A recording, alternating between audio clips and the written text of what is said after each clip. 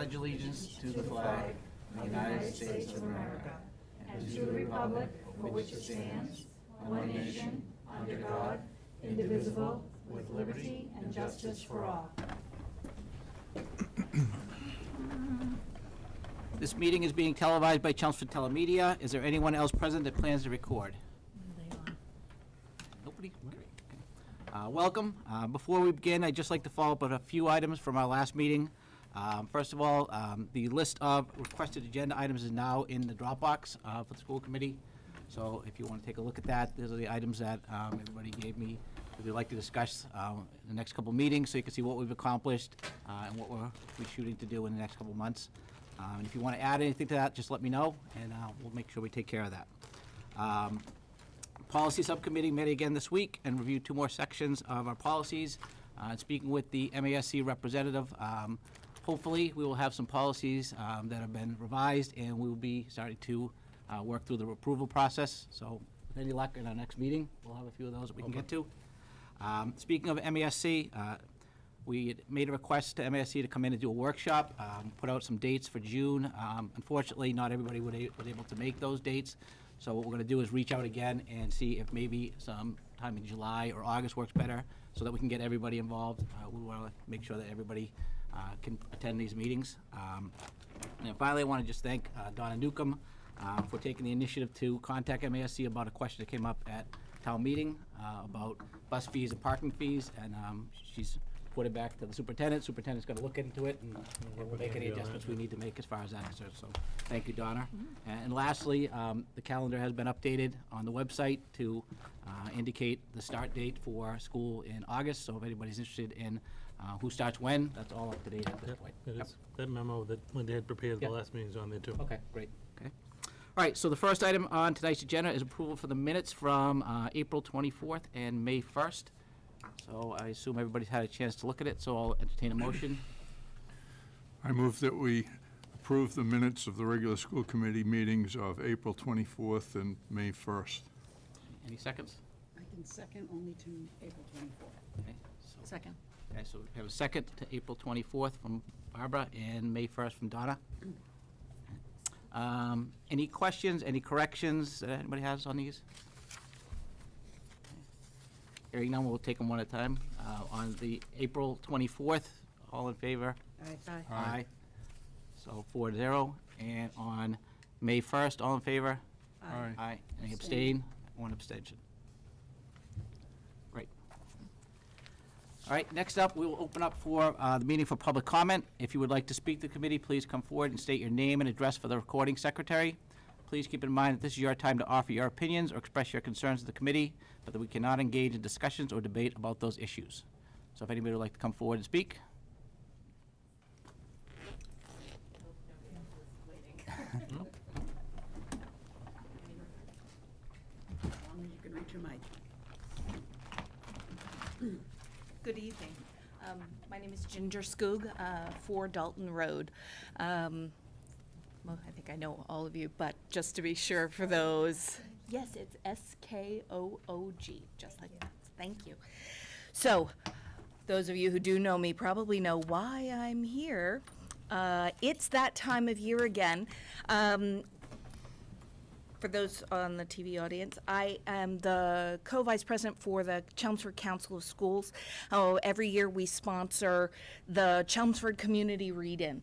The ReadIn is now going into its 31st year, and though traditionally we've had it in the springtime, last year to help accommodate the expanded testing schedule with the schools, we have moved the ReadIn to the week after Memorial Day. So it's another nice, easy to remember week.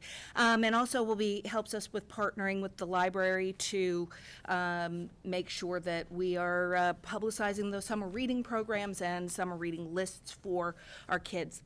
Community reading has traditionally been focused on the elementary schools, and but in recent years we've added the CHIPS program in, as well as the 5th and 6th graders at right now just McCarthy this year, and we are looking to expand that out to the Lion's Den and possibly some of the other programs that are covered within the Chelmsford Public Schools.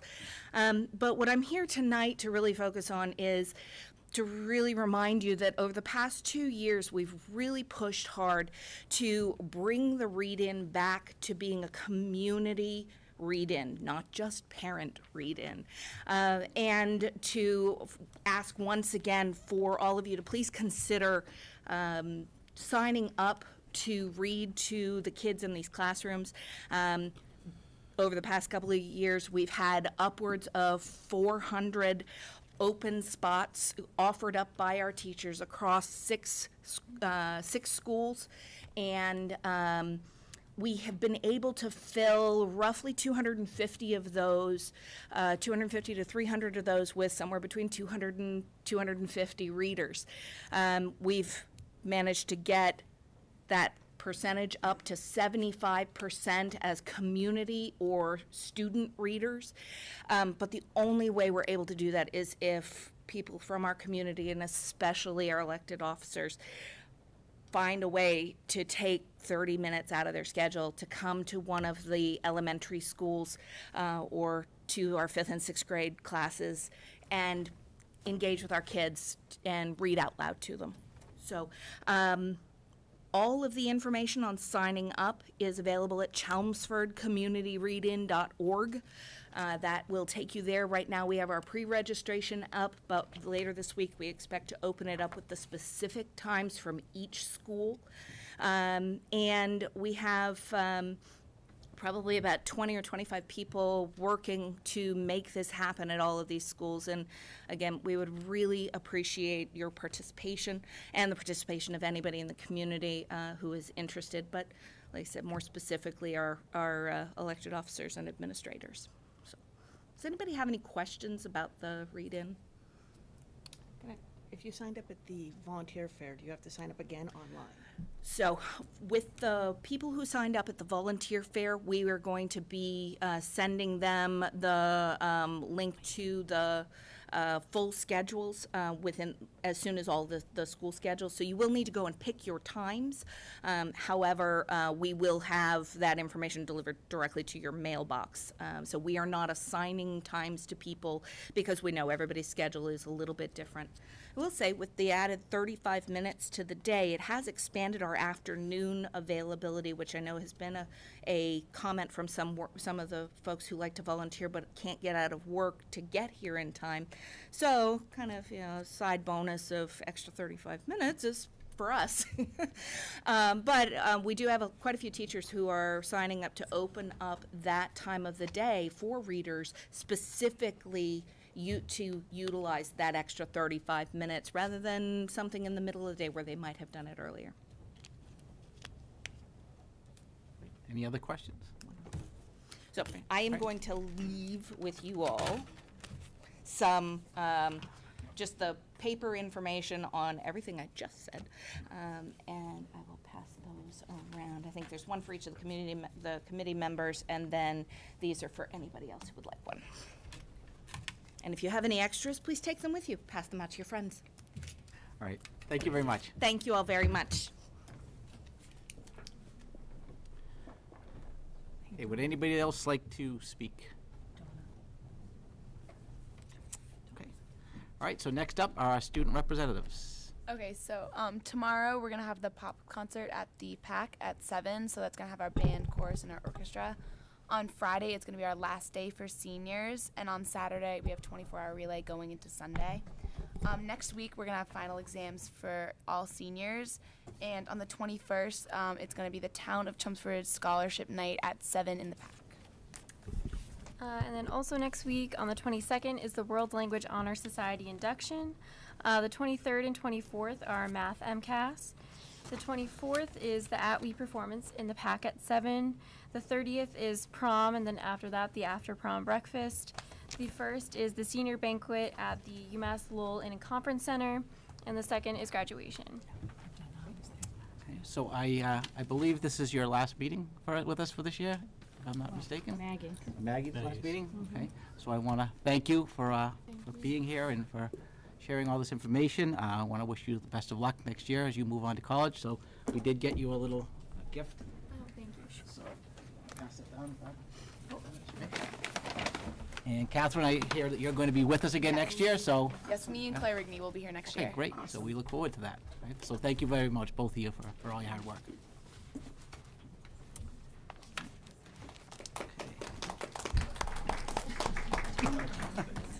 Okay, so. That was for Maggie, not John. Yeah, well, good timing, though.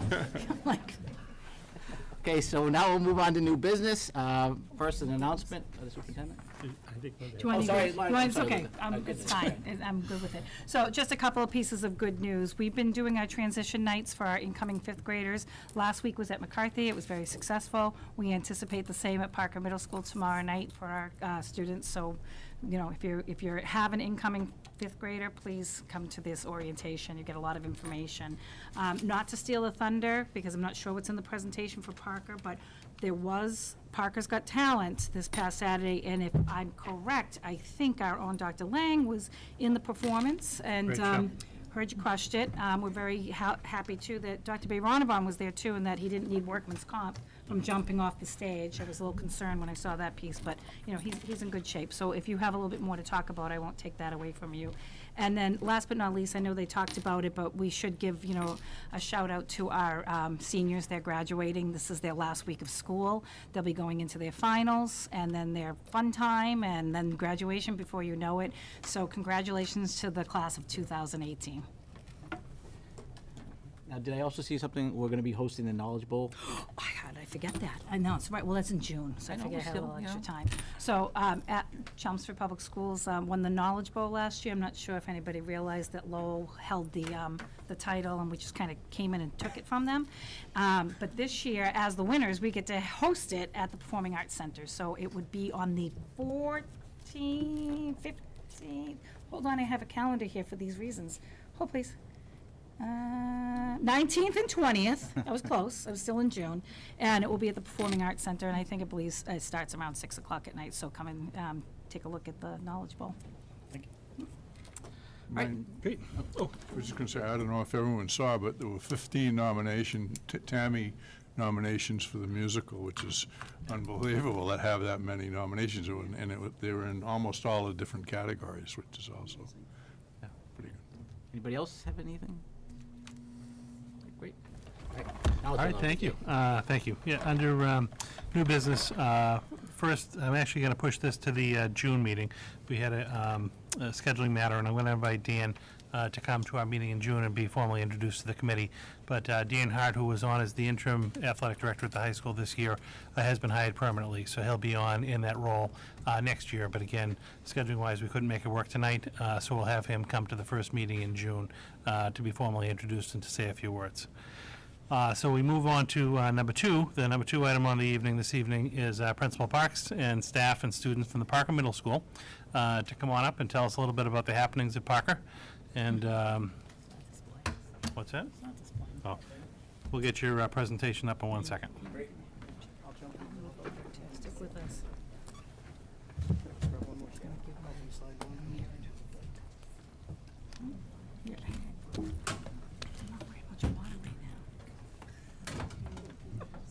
Anyone who would like to take a picture from the audience too, you're welcome to come up on the side. If you want to take a front, you're not going to bother us. You can take a front shot.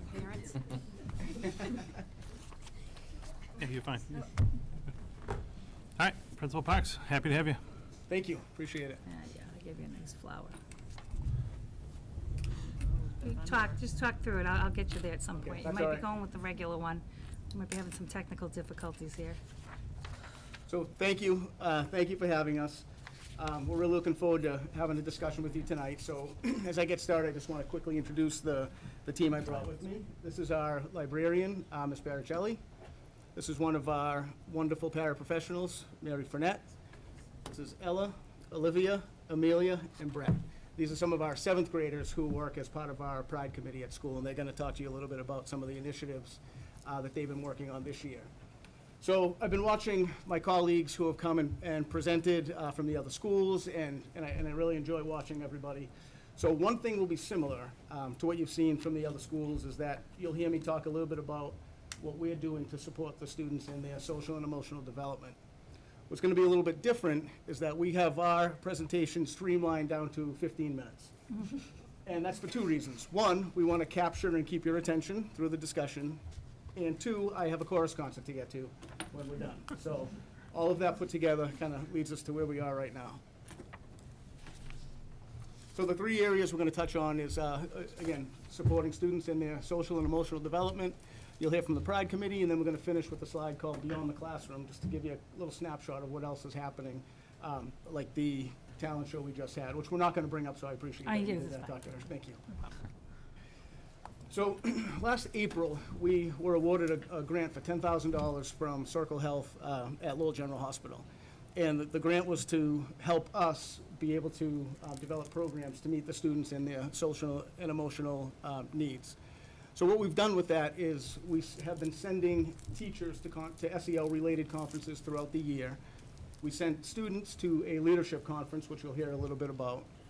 And our professional development efforts this year were really aimed at giving all of our teachers and paraprofessionals the opportunity to learn together from experts in the field, so we would have a common understanding.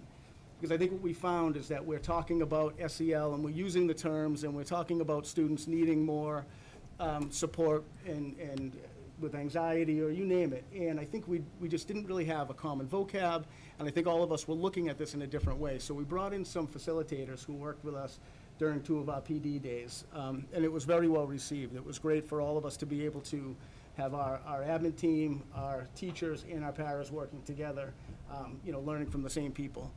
So we also purchased some materials that we'll be able to use to help supplement, what we've been learning. Dr. Hirsch? Thank you. So looking ahead to next year, one of the takeaways that we had was the importance of being predictable and having effective time management.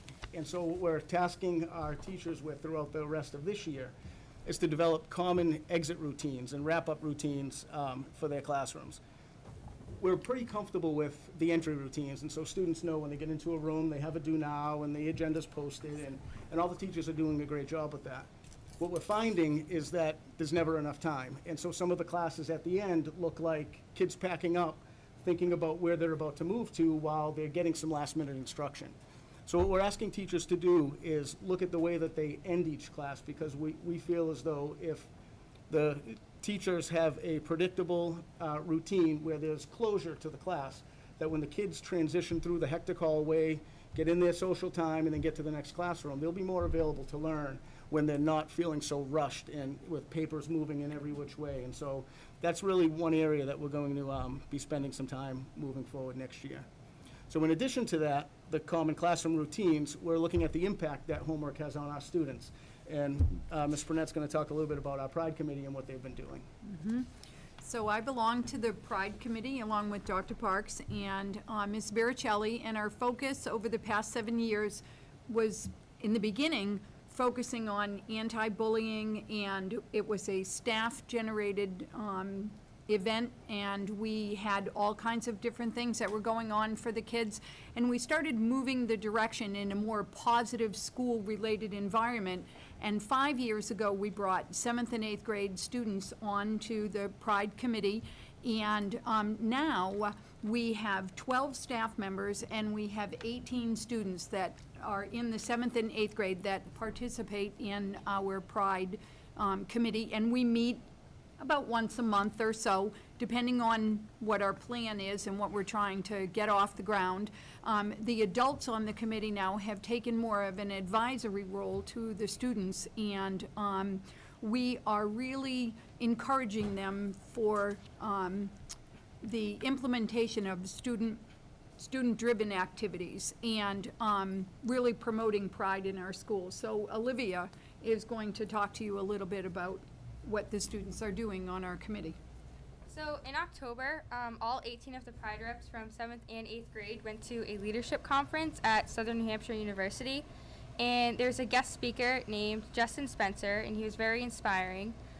We also did a lot of team building activities with random kids from all over New England, and at the end there was a program there that challenged us as a group to come up with something that we can really improve on at our school, and Amelia is going to tell you what we came up with.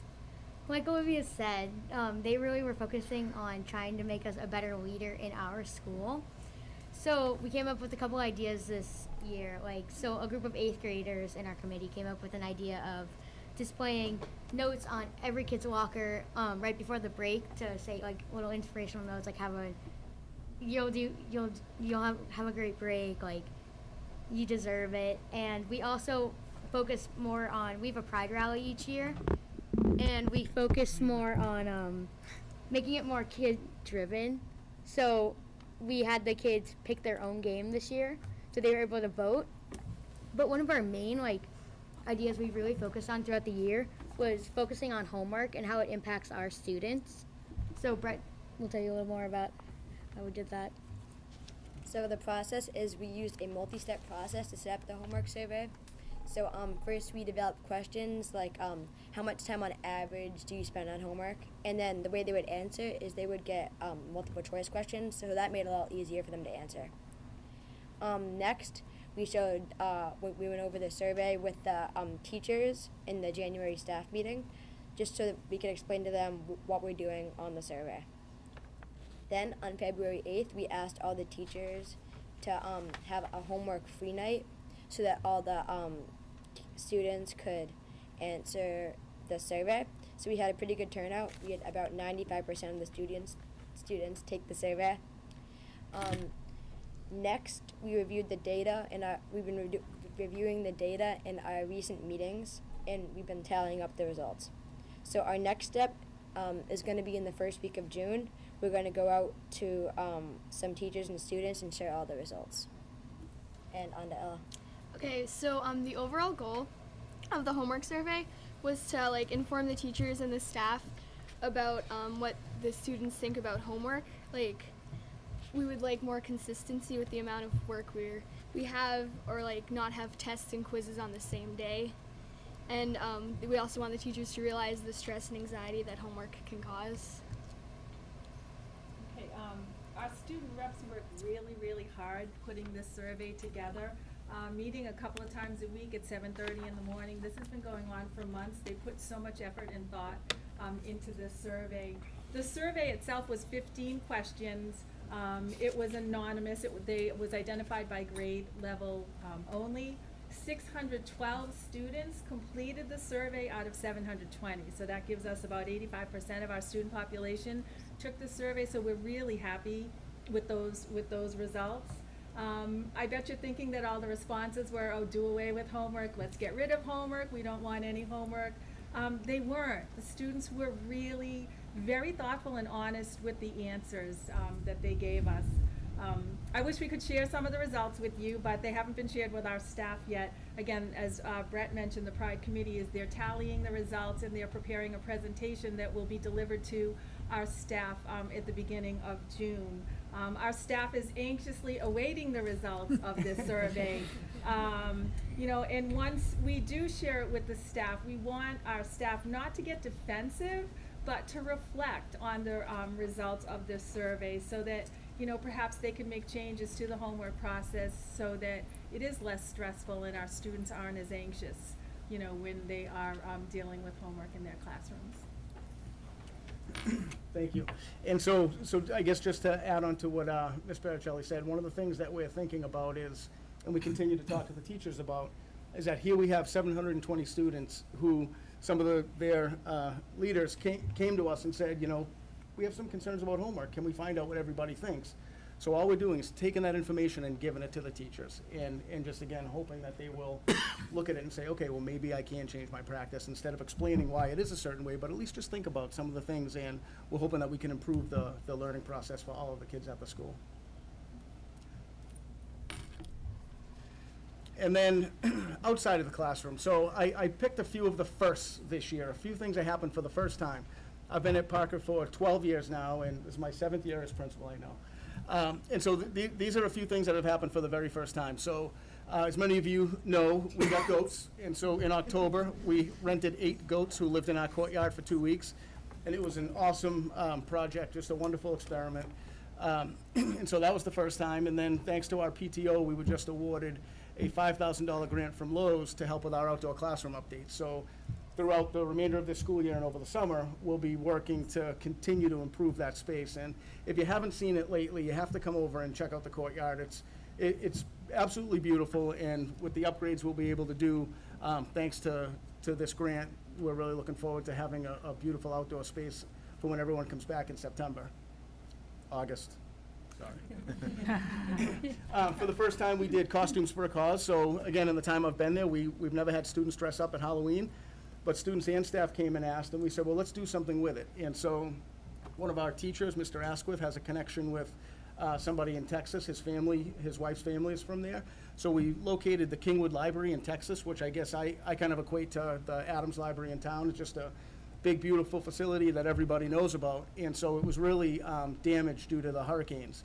So we were able to collect and donate $1,000 to their recovery effort through Costumes for a Cause. We had our first annual Science and Innovation Fair. Again, thanks to our PTO for sponsoring it. It was a great event, and we look forward to continuing that. And then over April vacation, the Chelmsford Police, fire departments, and local EMS, they had some very complex training exercises that they conducted at Parker. I brought this up, and I chose to include this because I think it's pretty important that we have such a positive collaborative relationship with all of the service providers in our town. I work with, through NEMLEC and a few other groups, some statewide school safety organizations, and I can say with confidence, not every community has what we have here. And we are so fortunate to have such a strong rapport with those folks, and I thought it was important to include that. And I was able to go and observe the exercises on over break, and it was just really, really impressive and eye-opening to see these men and women work and preparing for, for the unthinkable. Thank you for listening to us. It means a lot that you guys listen to our Pride Committee. Thanks again for your dedication to what we have to say. Thank you very much. Thank you. Thank you. Anybody have any questions, or? Yeah, how much do the goats cost? A lot of people are curious. I know. Oh, you know what? Sue would be the one that I has that know. information. I can certainly get you the answer easy enough.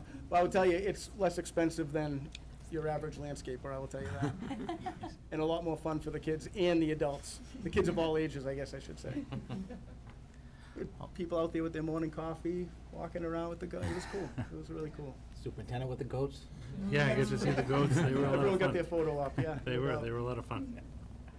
And I know you weren't going to bring it up, but I have to say, I did get an opportunity to go to Parker's Got Talent on Saturday night, and what a phenomenal job the staff and students did putting on that show. It was the first time I was able to go. The last 2 years I've had kind of competing commitments. But Friday, when we went over for the kind of the dry run rehearsal, it was interesting. I mean, all the kids were ready to go. You had the performers, the backstage crew, but then Saturday it just all came together. And the amount of time and effort that the staff put into that, and it's a totally voluntary organization, I think is phenomenal, very noteworthy. The students did a great job. I mean, as a middle school student myself, I wouldn't have been able to get up and dance or sing or perform in front of my colleagues, so I thought you did a phenomenal job. And it was just a great night. So I appreciate inviting me, and it was a great show, and it'll obviously be on my calendar for next year. Great, thank you. And I'd just like to say, as a teacher myself, I'd love to hear what the results of your survey are once you've presented to your staff. I'd love to, hear some feedback, because, you sometimes forget as a teacher, what's going on. So, once you're all done and your staff knows, I'd love to hear. Great. Comes out of it. I'm sure Mrs. Newcomb would as well. Absolutely. We'll have these guys run it by the committee and see what they think. Okay. Yeah. No, we'd be happy to share that. Great. Of course. All right. Well, thank you all very much for being here. Thank you so much for having us. Thank you. Great job.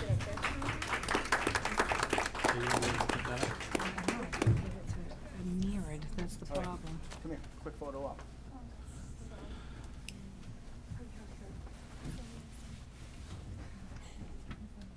Hold on, get excited here for a minute now. Keeps You want me running. to try? Yeah, I want to, that's fine, I'm just trying to see why it won't go into, oh, wait, hold on, hold please. All right. Good luck with finals. What's that? Good Oh, good luck with the finals, definitely, yeah. Okay, so next up, we have a presentation from our new elected CPAC board about what CPAC's up to. And come on up, get yourself comfortable. We'll get the presentation going. Just give us 2 seconds. I'm not on. Oh, you're not, Do you okay. want me to try? I thought that's what you did. Never mind. I know, We'll but just you go- have to we'll go- come off. We'll go with I like my little way that I did it. It was kind of like, All right, that's fine. I'm your human clicker. Clearly, I wasn't doing a great job, so I'll try and, by the third presentation, I think I'll have it. Okay. Yeah, we're good. We're good. It's We a got long this. night. We should have We got done with this. it. No problem. Okay? I'm your human clicker, so just give me a, So, no, thank you very much for coming. I know, Ally and group, very happy to have you. If you'd like to introduce yourself, Linda will help you as far as moving the slides along, and happy to hear what's happening with your programs. Great. Thank you, Dr. Lang and Dr. Hirsch, School Committee. Thank you for having us. I'm Ally Barnes. I'm one of the CPAC co-chairs. I'm Kristen Erickson, the other co-chair. Beth Rapoli, treasurer. And I'm Laurie McCarran, secretary. So at the beginning of this school year, I came to school committee, and one of my statements was that our children have special needs all day, every day, and they need representation all day, every day. And we're doing that now. We've accomplished many things over the last several months, and we're excited about the progress that we've made to support the needs of children in the district. And tonight, we're going to review what's happened over the last year, state concerns and recommendations, and share CPAC's goals for the following year. So CPAC is a public body governed by parents and guardians that's charged with advising the school committee on decisions related to special education. We collaborate with the district to provide workshops and resources for parents.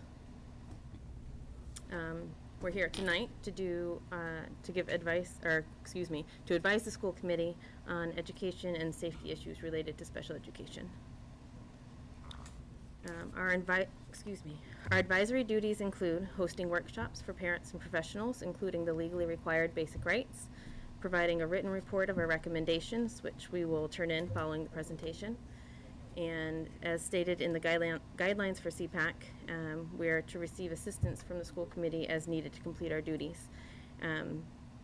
So we'd like to thank Dennis King. He served as our liaison for this past year. He came to several of our meetings and gave timely and thoughtful feedback on what we were doing and how to do it. So thank you, Dennis. My pleasure. And we'd also like to acknowledge Donna Newcomb.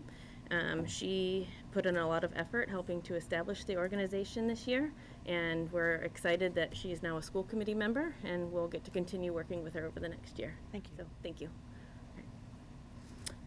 Currently, our bylaws state that our mission is to inform parents of their rights, share information about programs and services in the district, direct parents to advocacy and support, inform parents of relevant legislation, and to provide input to the school committee. I get to talk about the best part of this presentation because I get to talk about who we are and what has been accomplished in the last year. I've only been on the board since March, so most of these accomplishments are not mine, and I don't want to take credit where it's not mine to take. But there's been a lot of work done in the past year and more to get to where we are. We have a parent and guardian elected board, which is a big deal. We have a big range of diverse avenues how we got here and different skills and background and perspective on what our goals are for CPAC. We have a very involved community with a lot of families involved.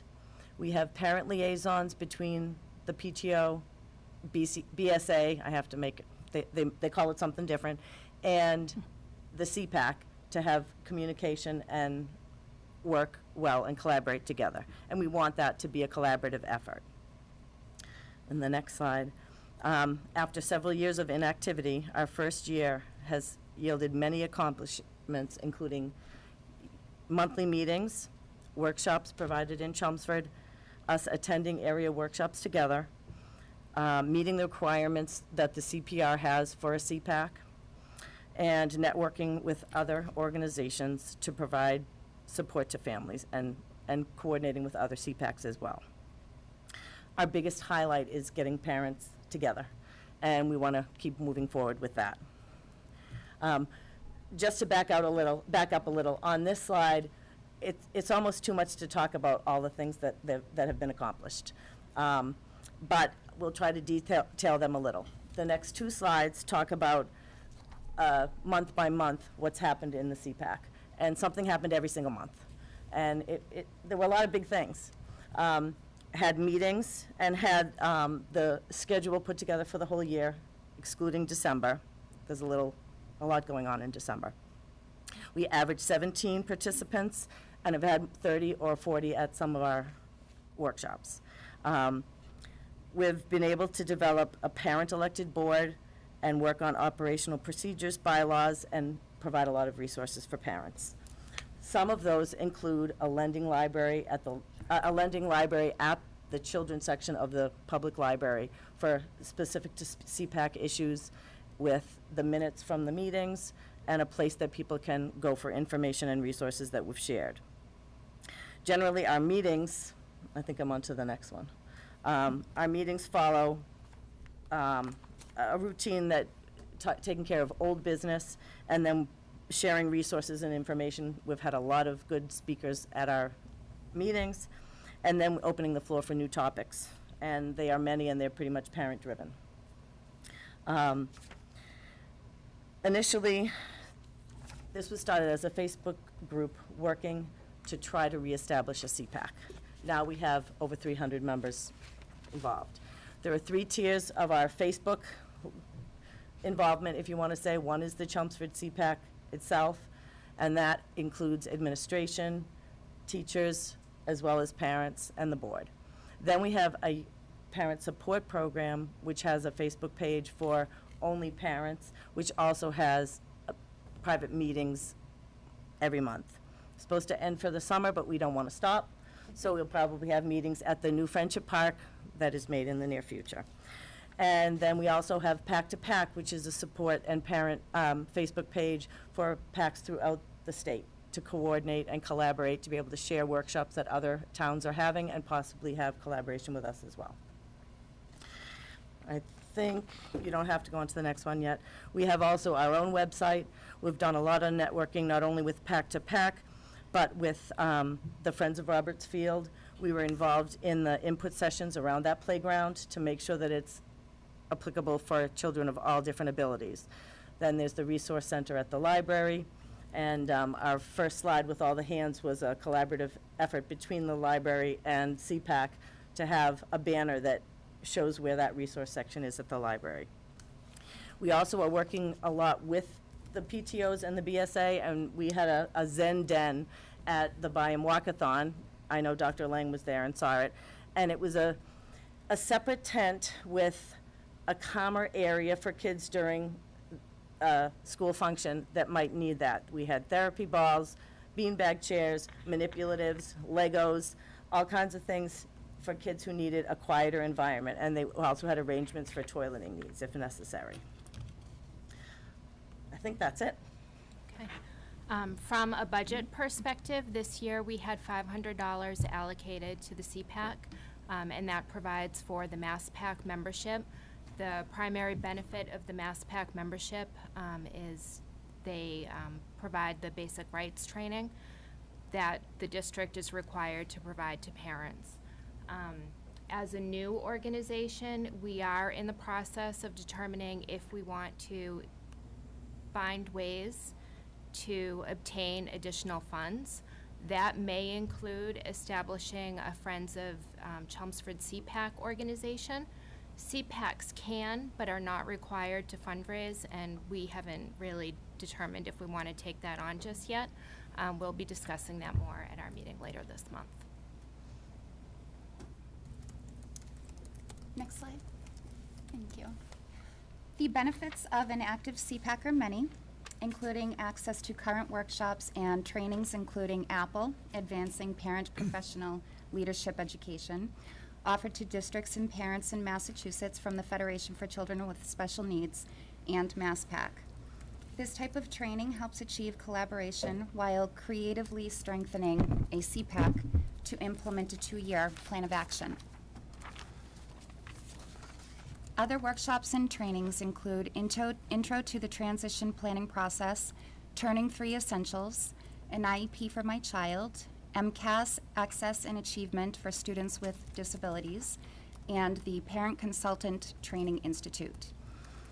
These type of workshops and trainings are usually promoted through an active CPAC with cooperation from their district. The bottom line is that parents have a place to go. Not every parent or caregiver that has a child with special needs or suspected disabilities is aware of this after leaving the hospital or after an adoption process. Many times with invisible disabilities, the need for help and support is great, but the know-how of where to turn or what to do regarding resources and support can be limited. A CPAC is an effective bridge to help the district and the parents navigate through this process. Next slide. Thank you. Along with the 4 major laws listed on the slide that relate to children with special needs and education regarding accommodations, instruction, and services, there is also the Every Student Succeeds Act.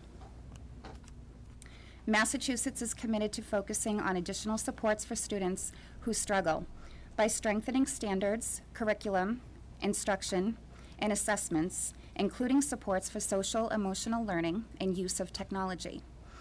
This includes highlighting and sharing the incredible work being done in the schools and districts.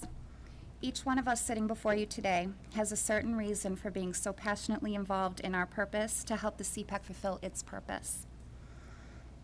I would like to take a moment and shift this part of the presentation to a more personal note that we, as a board, have agreed is very much needed to be shared. I am a supporter and promoter of gifted students with disabilities pursuing a quality education that includes music. Unfortunately, music is one of the first courses to be reconsidered as a part of the regular curriculum when it involves a student who appears to be struggling with disabilities. During the April 24th school committee meeting, it was proudly mentioned that Chelmsford has been designated a best community for music education in the United States by the NAM Foundation for the 6th consecutive year. As Ms. Whittlesey stated, this award recognizes that Chelmsford is leading the way with learning opportunities as outlined in the Every Student Succeeds Act, which recognizes music and arts as important elements of a well-rounded education for all.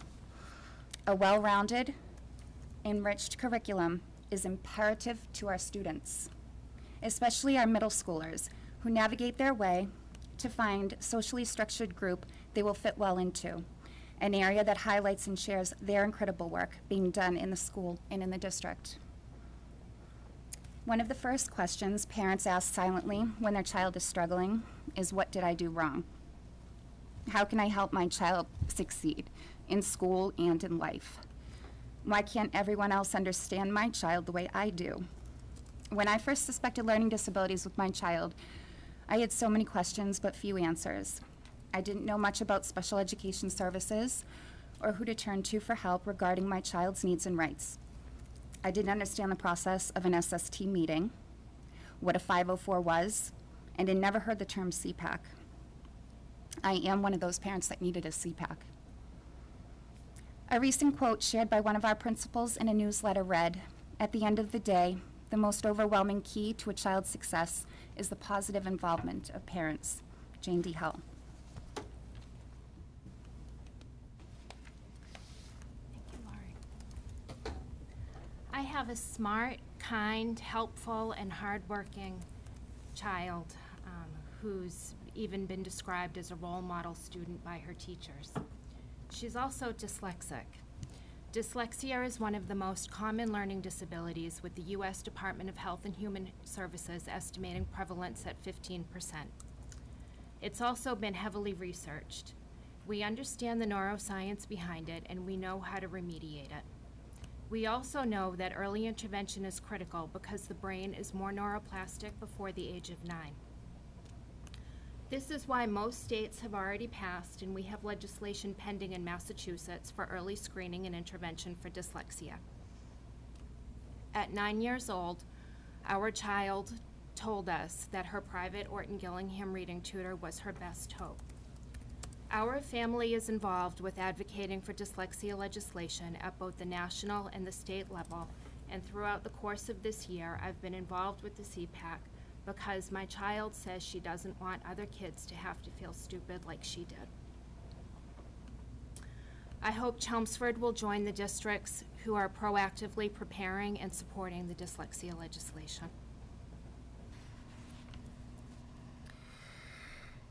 It pretty much goes without saying that we're all here to talk about our children, or that's the reason that we're a part of CPAC. My husband and I were blessed with the opportunity to adopt 2 premature fragile twins. We knew that it would be difficult. We had no idea how difficult it would be. They're now 10, almost 11, and they're both in out of district placements through the Chelmsford School Department. It's too emotional and it's too private to talk about their entire story, but I can talk about my story.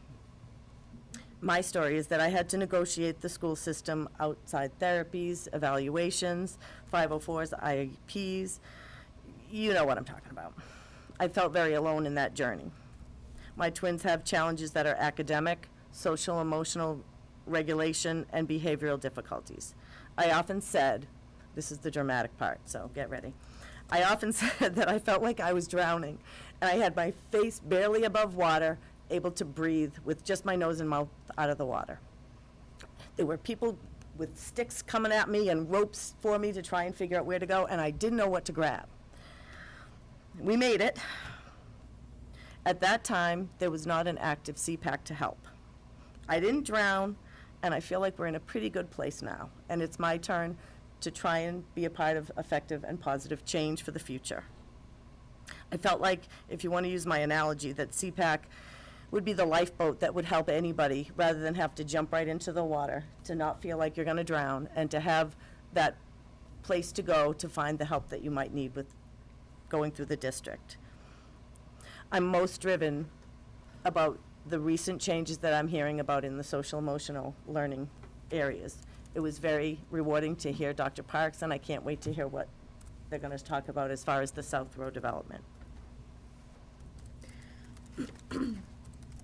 So, similar to everyone else, my experience as a special education has been mixed. We have one child who we've had to advocate for their entire lives for multiple invisible disabilities, and we have another child who became suddenly and permanently physically disabled months before beginning kindergarten. So in those experiences, we've had overtime, but one experience we had overtime to learn the lingo, figure things out, you know, kind of take our time and get what we needed for our child without any real pressure, but you know, it was hard work. And with the other child, it came out of nowhere. We were suddenly learning a new language of medical terms and educational goals that were not familiar. And during both of those experiences, it was kind of difficult to figure out what to say and who to say it to at times, and when to push for more services and when to hold back and let the professionals do what they need to do, because, I mean, we have great respect for all the teachers and therapists and everyone involved. So to use another metaphor, it's like being on a tightrope constantly, where one side is you feel like you're failing your child and blaming yourself because you haven't pushed hard enough, and the other side you are actually being counterproductive because you're being too pushy and being, quote unquote, that parent, which is not what anyone wants to be, ever. And because of that, I truly feel that when parents have the knowledge, they know the laws, they know their rights, they're able to come to meetings and make requests in a balanced way that respects the district's time and efforts, but also advocates for their children, and that overall results in better programming for all of the students, not just for the students with special needs. So that's kind of where I'm coming from being involved in this. So with keeping with the idea that we want the best programs for all of our students, we need to present a consolidated list of the concerns that have been brought up to CPAC from parents in the district. Slide. Thank you. So the first concern that's been brought up is that communication surrounding special education can sometimes lack consistency, clarity, and timeliness. Some examples of this are information about IEP, 504 and team meetings, what to do and who to go to when there's an issue related to something in the process, whether it's an evaluation, an IEP, or out-of-district placement, information about specialized transportation, whether it's in-district or out-of-district, information about extended school year, information. Again, information related to children's performance and behavior, that some examples including punishment by removing recess, communication between parents and teachers, and sometimes parents are finding things out secondhand from their child or another parent. There have been times when emails regarding CPAC issues or from parents to the district are not always answered or returned with information that fully answers their questions. The second concern that has been raised to CPAC is that parents feel disconnected from each other, from the education process and from their community. We're disconnected from each other in that inclusion isn't fully understood by parents and children. There can be a stigma against students that are pulled out for services, and that can be more fluid within the context of the day. And some parents may not understand how behaviors related to a diagnosis are addressed within an inclusion classroom. We feel disconnected from the education process in that special education has little to no presence at open house. Parents sometimes don't meet their specialist or therapist until late in the school year, or sometimes never. While parents could make an effort to reach out individually, that puts a burden on parents, and it's not an efficient use of the district's time. So then what happens is parents aren't prepared for what happens next when they move up to a new school or new program. And for example, if they were looking for social emotional learning opportunities, they might not know what to ask for. And lastly, parents feel disconnected from the community in that out-of-district children are a part of our community but aren't necessarily included. And we would like to actively support all of their social emotional needs as members of the community and promote time with their peers. The third concern raised is that there can be a reactive approach to addressing student needs. Parents have expressed concerns that the district sometimes waits for children to fail before providing support. And according to the Child Find mandate, districts must actively search and identify children who have suspected special needs. And the last concern is that while there is noticeable effort to correct some portions of the coordinated program review, for example, Special Education 32, which is specifically related to establishing a CPAC, and 34, which is related to programming for social emotional learners. Those are some things that are visibly being corrected. There are some items that have been brought up at meetings that we would like to be able to share more information about the progress of how that's being corrected. Just for reference, the items that I'm talking about are from the corrective action plan that was from November 17. So I apologize if they're being addressed already and we don't have that information. So some of the examples that parents have brought up as concerns are that there have been issues related to team composition and attendance at meetings, like agreeing in advance and in writing that an individual will or will not attend a meeting, that documents are not consistently provided immediately following the development of an IEP, inconsistencies in notices to parents regarding the proposal or refusal of part of an IEP or 504, the description of evaluation procedures, tests, records, reports, and description of other options the school district considered and the reasons why they were rejected. From the CPR, it stated that general education staff does not receive training on state special education requirements and related local special education policies and procedures. The district's non-discrimination policy does not include protection for students identified with a disability, and the handbook does not include code of conduct procedures for students on a 504 plan. Thank you. In our discussions about this next area, as far as our recommendations on our concerns, one of the things that is important to us is to be able to be sure that everyone knows our job is to help, support, and advise to have effective and positive change.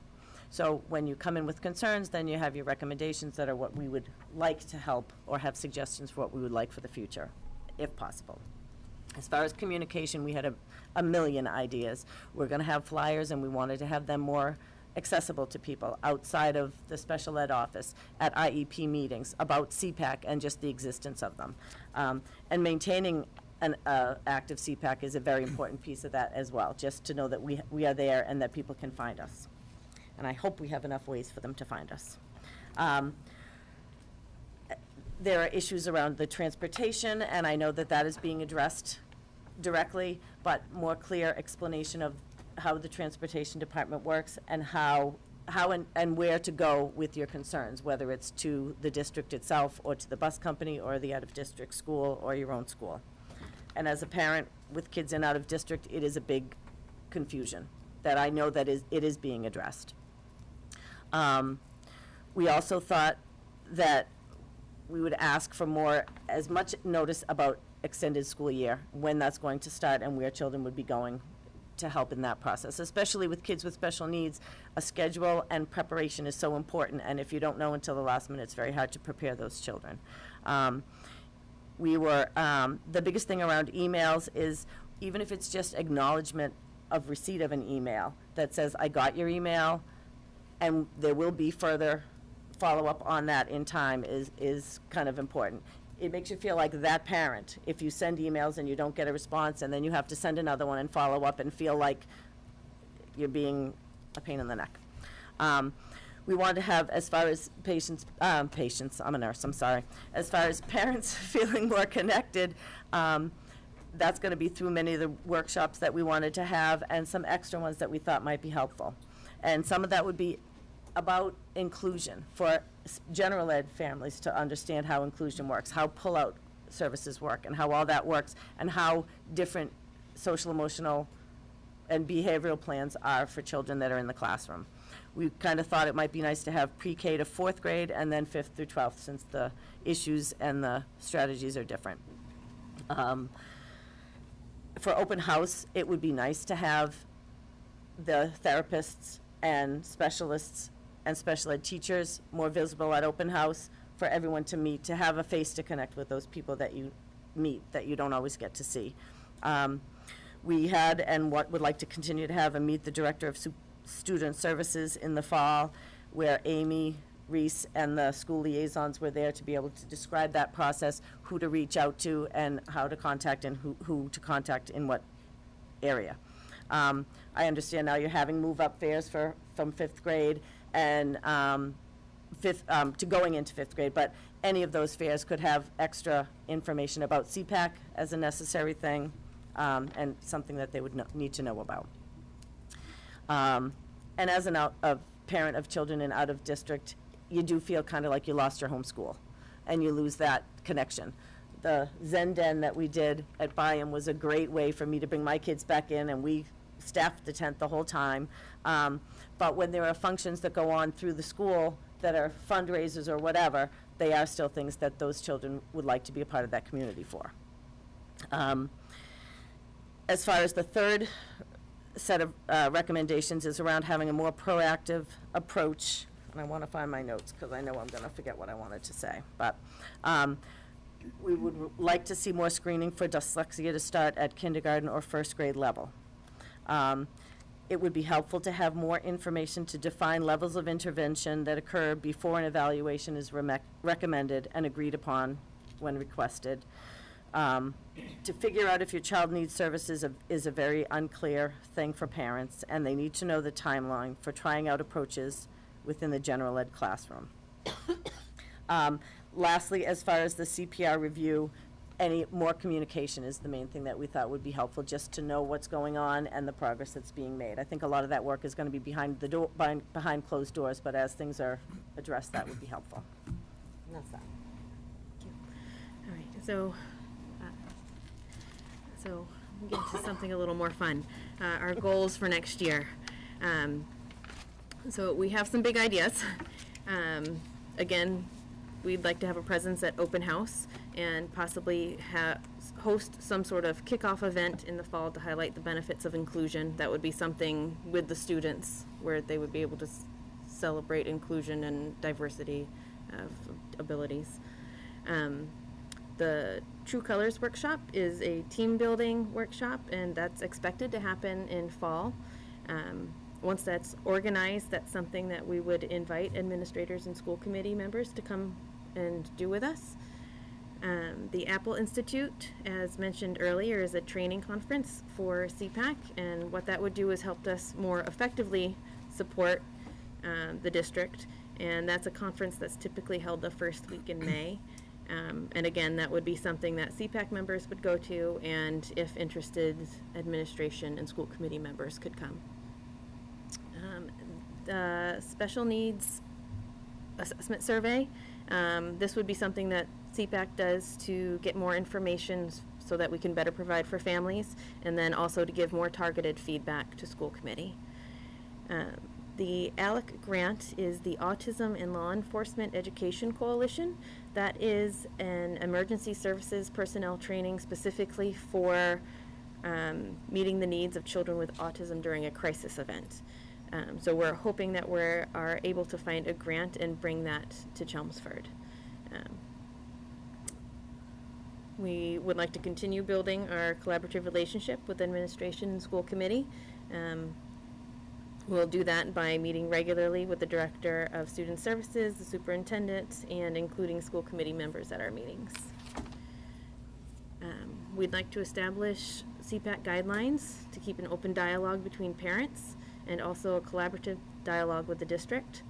It has been requested by some parents that we have time during meetings where administration is present and without. But we want to keep working with the district, but also respect the needs for families' privacy. So one idea that we have for that is that we will plan on having a board member arrive early before a meeting. That way, if parents need a chance to network and talk to each other privately, they have a space to do that. And then we would hold our regular meeting afterwards. And lastly, we'd like to continue building our relationships with PTOs and BSAs. We think that providing for children with special needs benefits all children in the district, and we'd like to be able to share that information with those parents and help continue supporting students at school functions. All right, so we are so fortunate to have such a large group of parents that are willing and able to step up and participate and be part of this process and support each other. The voices that we raise and the actions that we take will make it easier to give the children what they need when they need it. Our final meeting for this year will be held next Tuesday, May 22nd at 6. That's at the high school in the Learning Commons. We're going to have a guest speaker from the Rec Center. That is the organization that's running the new cupcake shop, Especially Sweet Needs. They are going to bring samples. We are also going to hold elections for the 2 positions that are opening for next year. And all of those meetings are public and open to all persons who would like to attend, and we hope to see you there. Thank you for your time. Thank you. Thank you all very much. Thank you for stepping up to and taking on these leadership positions. Having walked the tightrope that you guys walk, I could say that having a group like this is very important, and I think the parents in the district will get a lot from your experience, so thank you again. Thank you. Thank you. Anybody else? Any comments? Questions? See you at your meeting. Oh, great, thank you. Good. Therapeutic program.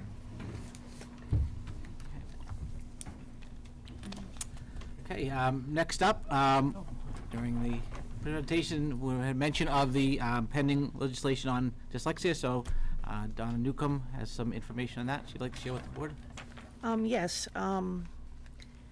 So there's some legislation coming forward. It's Senate Bill 2443 and House 4394. And this is to, it would mandate the Department of Elementary and Secondary Education to issue guidelines for the development of targeted screening procedures for students with potential indicators for neurological learning disabilities, including but not limited to dyslexia.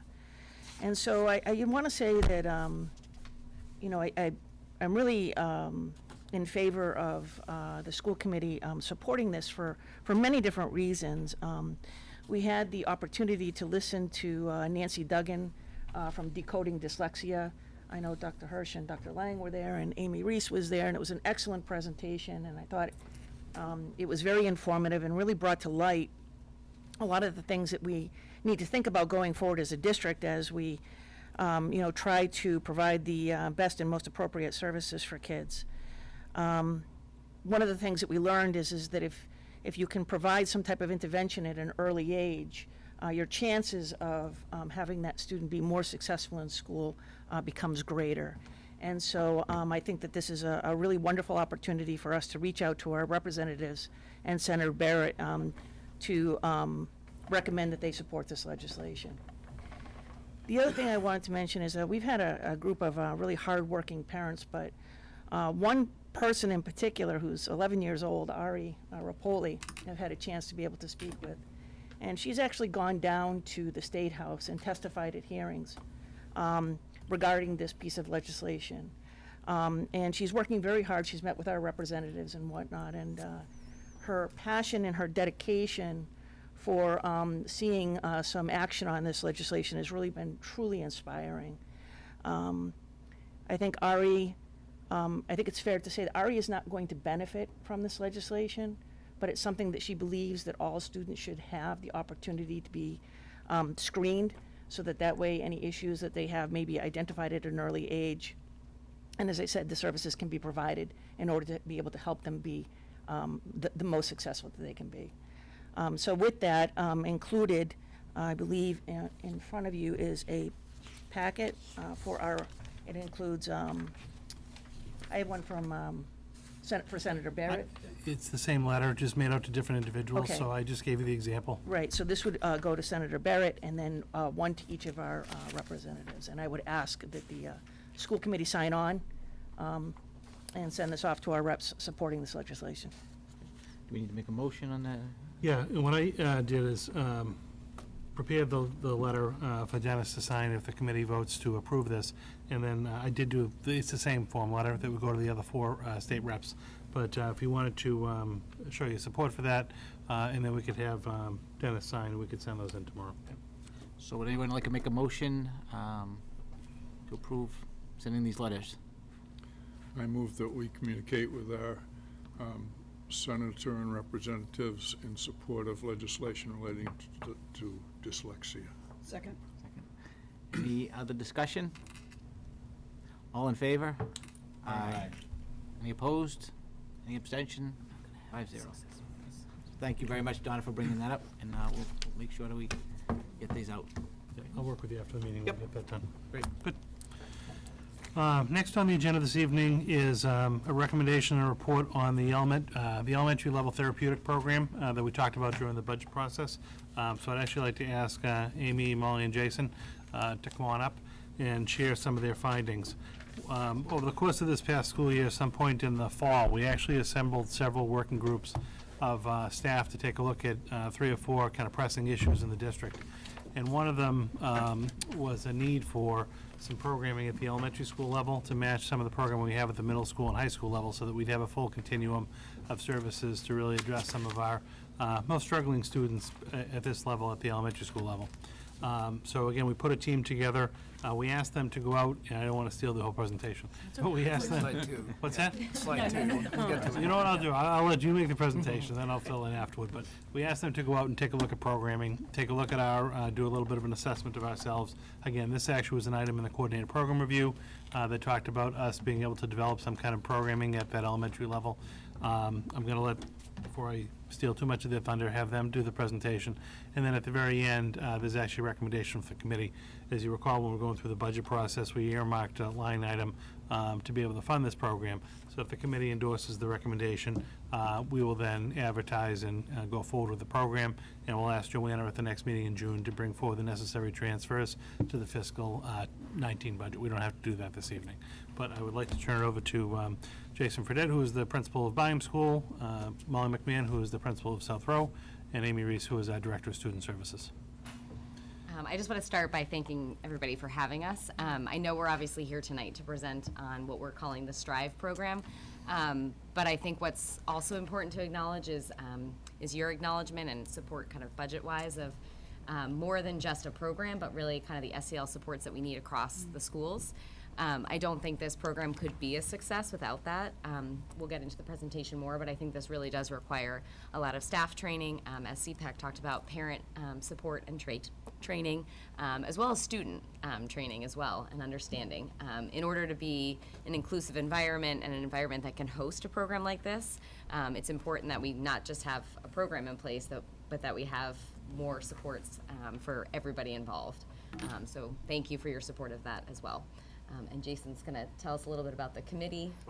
Well, Jay, just ditto what he said about the committee work, but we did have, we were, and to even lay it out even further, we were actually asked to vote on what our interest would be in working over the course of the school year.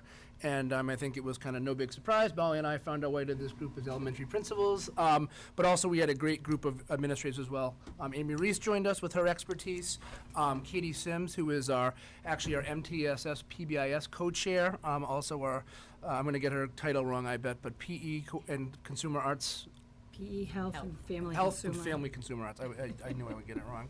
And then two of our chair people with numerous experience, Mary Jane McCardle and Renee Morgan, with Renee actually being one of our out-of-district chair people in the past. So we brought, administratively, but also some of what our teaching career had been, kind of a good scope of experience looking into this. And then Molly actually did a great job hosting a kind of a come-together meeting with a lot of this group, and then members from the South Row community, as well as a consultant too, Eric Mann, who's been working with us at the elementary level. So she had Deirdre Kelly, second grade teacher, Beth Matthews, a fourth grade teacher, Amanda Cooper, music teacher, Michelle Ruman, a special education teacher, Deirdre Brogan, who's a school psychologist, Linda Rich, who is a guidance counselor, and then we did also have a BCBA present, Beth DeShane, who's a district-wide BCBA. So great to hear. We reported on the work that was done in our committee, and also were able to hear some of the thoughts and kind of questions that came from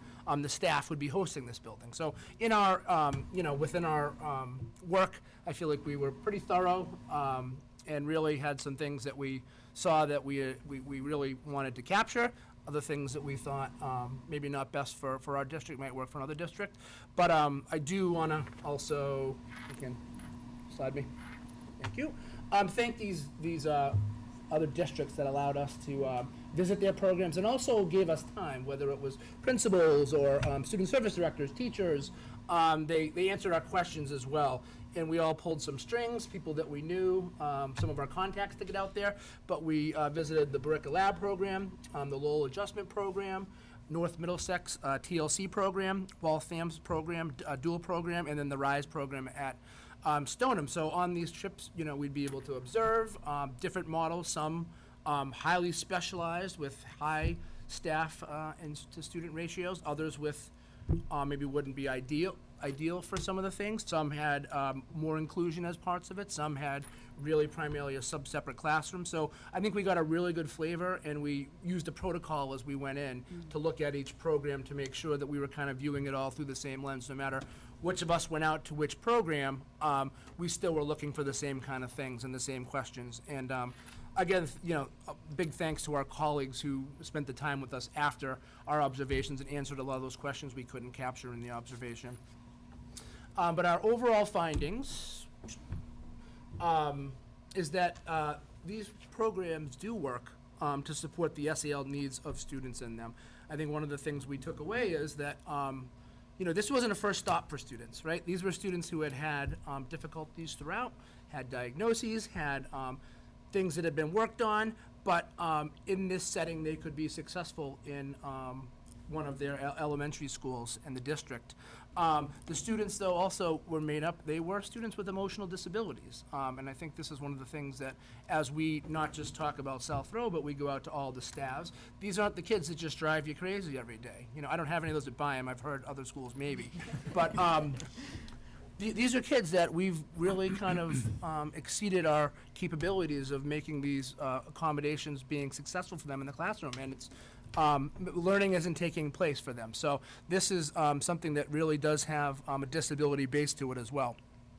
one of the things that we were very interested in was some of these programs, not all, but some did and did it quite successfully, had a 45-day evaluation component. So for all of you who don't know what that means, when we have a student who we oftentimes had to take out of the, no, I shouldn't say often, but when we do have to take them out for an evaluation where their behavior is escalated into such a place where it's unsafe or could be an issue of just really kind of non-productive or disruption, there's a 45-day placement where their evaluation takes place outside of that. Oftentimes, we send students out currently to a different collaborative or another site to do that. We felt like that could be a positive component to our program if we could provide these in one of our schools using our staff providing that evaluation, who would best know the kids, and then our staff making the recommendation as well to have where the student would go from there. So I think that was a definite piece. Some of those districts did that very well. Every program we went to, the hiring of quality staff members was integral. You know, and where I visited, they said, listen, this guy goes, this program, he is phenomenal.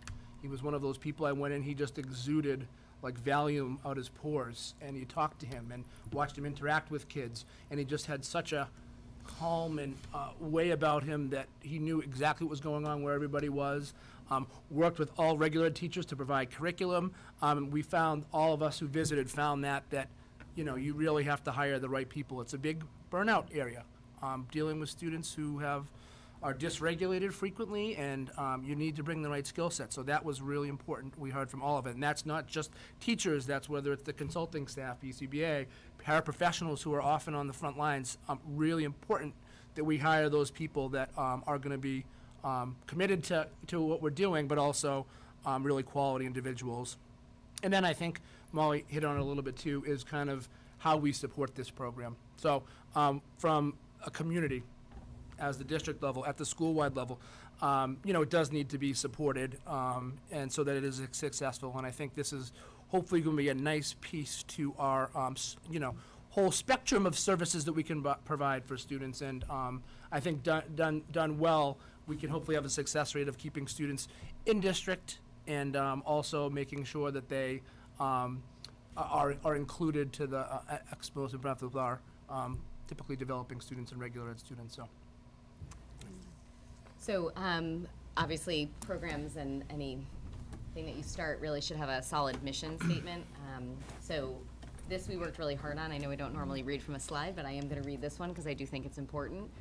So through a rigorous and supportive educational program, we strive to prepare and motivate each student to develop socially, emotionally, academically, and physically. We recognize that students need to have their social and emotional needs met in order to be ready to learn. Positive behavior supports are used as a means to encourage mutual respect and a safe learning environment. And you can go to the next slide. So kind of from the mission, our goals, I like to use the quote from Ross Greene, if kids could do well, they would. And I think that's kind of our goal here. We all know sort of academically, I think just in general in the community, we're more comfortable with, well, when a child is struggling with reading, we know interventions we can put in place. We know even more specialized instruction we can put in place. But I know that kind of goals of a program that involve SEL are a little more complicated. A lot of it is around emotional regulation. A lot of it is around stress management, and just skill sets that you can't always see and that you really have to get to. So in terms of our goals for this program is really, again, we want students to be back included in a regular environment. But we know that they have a certain skill set that's missing. And in this case, a lot of times it has to do with stress and emotional awareness. Their management of their stress, so can they identify their emotions and then manage them. Executive functioning is a really big one, kind of those time skills. A little bit of what Mr. Parks talked about in terms of if kids kind of know what they can predict about their routine, and then they know how to kind of time manage within that. And then building and maintaining positive relationships. You know, social skills are a big part. It's relationships with other students, it's relationships with staff. So those are our overall goals. Obviously, as we've already stated, we, you know, based on our work that we did, we do think the program should be located at South Row, but I do want to make sure that it's really emphasized that this is a district program. So I think some of this work that we're talking about with staff doesn't need to just take place at South Row. Again, if we want students to go back to home schools and be able to be re-included, that means they need to go back to a host environment that is ready for them as well. So, that will involve that as well. At this point, we are recommending 2 full classrooms. At the state level, we can't really host a classroom that is K through 4. It's just too wide of an age span. And we don't really want to have to come back, to this committee again a second time for another classroom. So we are feeling like at this point it would make the most sense to start the program where we can really serve all of the elementary schools, K through 4. And, right now, again, we don't even know who's identified for the program, but probably a K through 2 classroom and a 3-4. Could that shift a little bit? Yep. Could 2 swing a different way? Maybe. I think it will depend on the needs of the students. Jason touched upon this, but the importance of staffing. So obviously these are actual positions that are listed up here, but we really do feel like the hiring process is so important and people that are really invested in being part of this. So again, we're recommending at this point 2 special educators, again, probably a K2 and a 3 and 4. We are recommending one BCBA dedicated to the program. And we think this is really important, and this was a really key element in a lot of the places we visited in terms of creating those behavior plans and really recognizing the skill sets that need to happen. We also, at this point, are recommending 4 paraprofessionals to the program to start. That may change. We also feel like for paraprofessionals really on the front line with these students, especially where they'd be bringing them back, hopefully reintegrated into regular ed classrooms, that we really do need, much more training for our paraprofessionals that are going to be in this program. Our current paraprofessionals in our buildings are wonderful, but obviously this is a new level of knowledge that they need to have.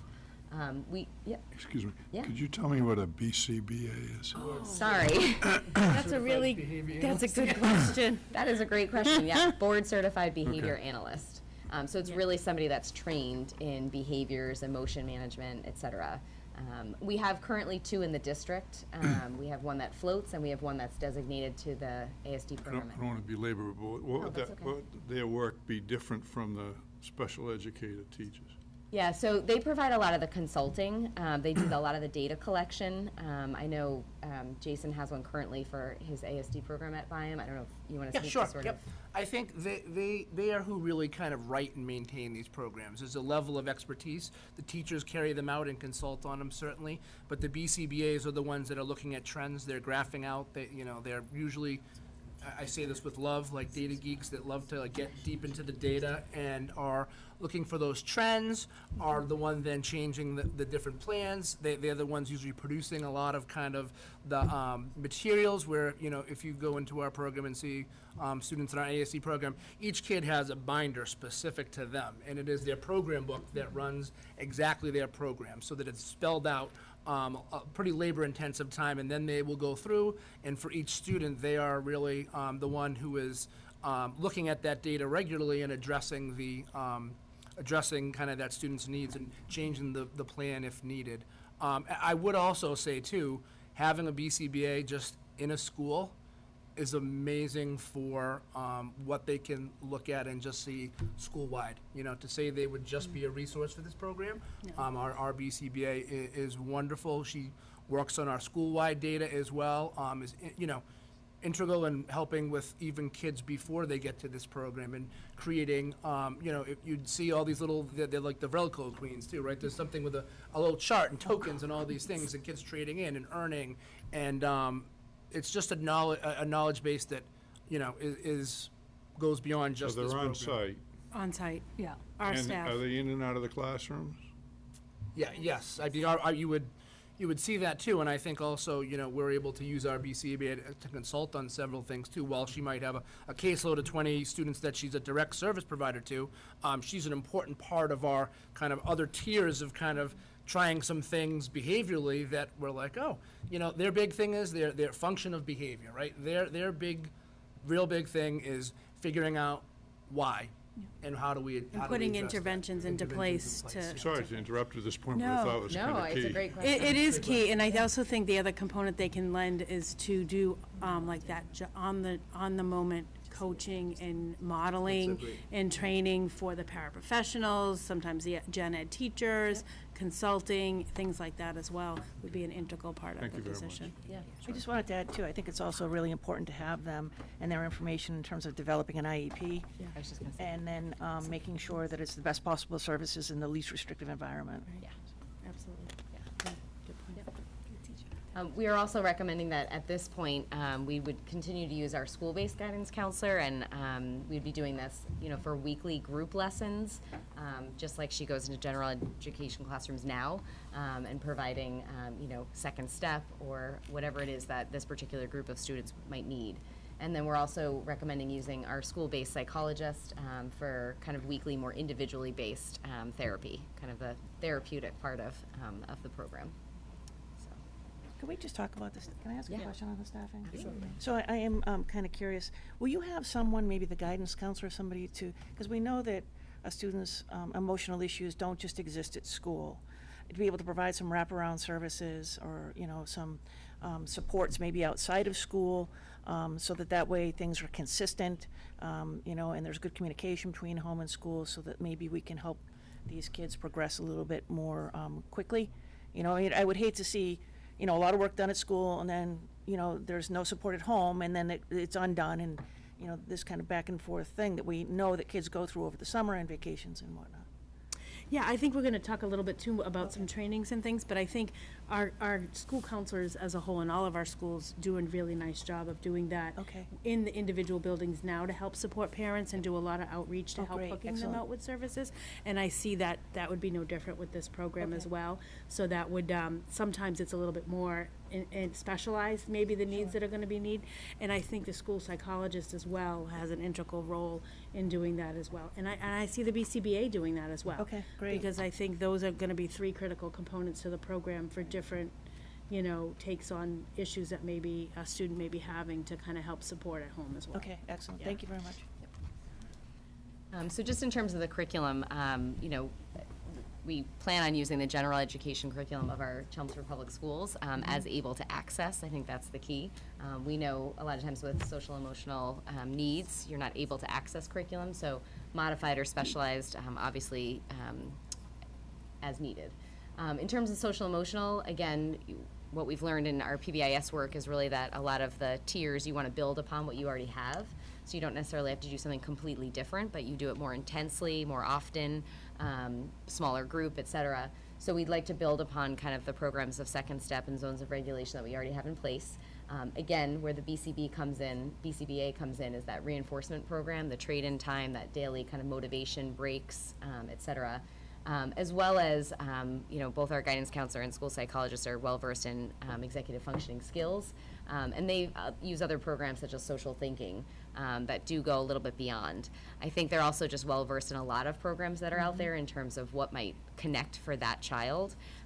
So this is not an exhaustive list that we couldn't go beyond, but this is what we're thinking for the curriculum at this point. Okay.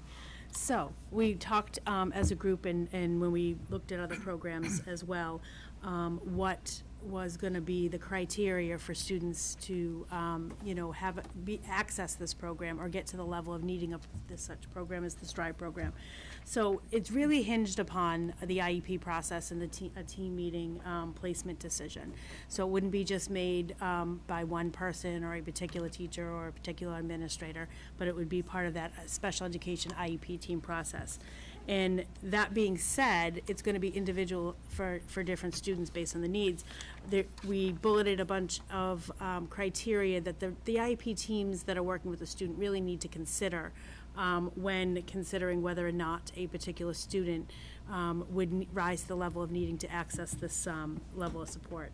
So one of the things is to look at the academic challenges that the student has, that really, the reason they're not able to access the curriculum is really due to a difficulty in managing their emotions. So it's focused on that emotional disability and the ability to really manage or keep their emotions in place, and that's the reason they're not accessing academically. And then again, the social challenges that the student may or may, is facing, or the difficulties they're having, whether it's with peers, adults, in their environment, but they're pretty much due to the fact that the student can't manage their emotions. And then we looked at, you know, the fact that the team's going to talk about that this current social or emotional concern is ongoing. It's reflected ongoing challenges across the students' settings and in place. It's not just happening, like, you know, at the afternoon in math class per se. Then we're also going to have the teams talk about what's been documented for interventions that have been tried already. This is where we're talking about our tier 2 and tier 3. As Molly talked about, sometimes you put other levels of interventions in place, but before we look at this, what has the current school tried to put in place for interventions, and what have those outcomes been? So that you're going to look at what supports the student currently has in place, and if they're working, or what may not be working, or what additional supports may be needed. And then you're really going to look at that data. So it's going to be, you know, a decision that's based on the data of all those things I just mentioned, and to kind of just show what's been implemented over time. So it's not like somebody comes in is dysregulated for a week or two, and the team's saying, okay, we need to reconvene and have a student go to the South Row program. It's really looking at, over a considerable amount of time, what does that data reflect? And that's where we sometimes look at, these are going to probably be students that have some sort of interventions with the BCBA that's consulting on their case, or, you know, tweaking their behavior support plans that are in place.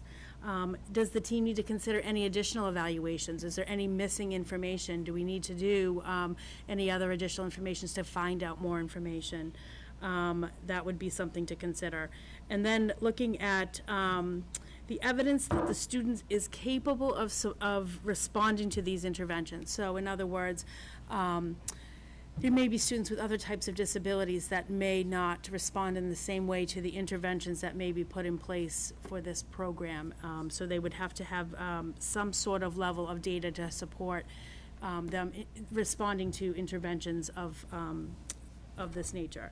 And then we are looking and considering that the team may, and this is where it may not be a student already identified on an IEP, but if we have a student that's under an initial evaluation, and maybe there are some components of things where the team is really feeling all kinds of interventions prior to initiating an evaluation aren't enough to support the student, that the team may make that decision to have the student complete that evaluation. As Jason talked a lot about, we saw that in other programs we visited, and I think that would be a component we would consider as well on an individual case basis. So that's really kind of some of the things the team's going to have to, you know, think about when making a decision. Okay. So that shifting into the goals and the length of stay for students, how long will students maybe be in this program? And obviously, it's going to be very individualized in looking at that. The goal is going to be that the students acquire those social and emotional skills that they require, that are necessary to effectively access the inclusion setting.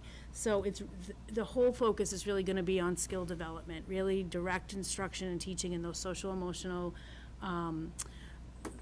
skills that Molly had gone into some detail about, and having those skills that are really needed for students to function in a classroom setting. And we want that intent to be for students to gain these skills to be able to be fully included. That's always going to be the goal, to have them with their gen ed peers as much as possible. What are those settings? And it's going to be a slow process to start. We'll look for opportunities when students have skill sets showing they're ready, to areas that they'd be successful to be included in first, and we'll do that with support. Thus, some of the staffing and the paraprofessionals, and even having the ability for teachers to go in and support students initially.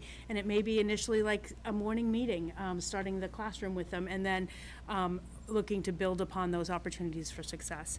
And then the piece about making decisions whether it's appropriate for the student to return to the home school or to be fully included more, maybe not needing the level of support of the Thrive program at the South Row School. So we have some more details coming up about that. So it's really individualized. Okay, so what would a day look like? We talked about, and to take a look at this.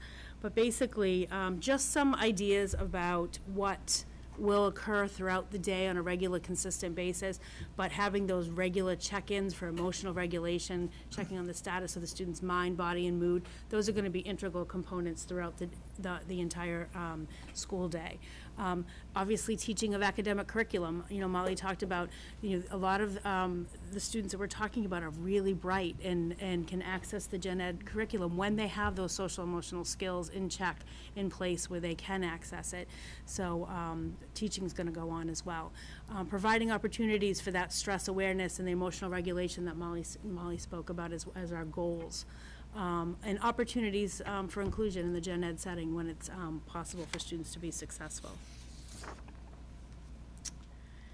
So then we talked to look at how do we know when a student's ready to return back either to their neighborhood school or to maybe not need that level of support of the STRIVE program.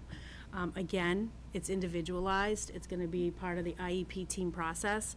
But we came up with some criteria that the team should really kind of consider on an individual basis. You know, has the student demonstrated sustained success? So we want to look at that this has happened over time for, you know, consistent, the data is really showing the student has gained these skills and is having the success in that inclusion setting.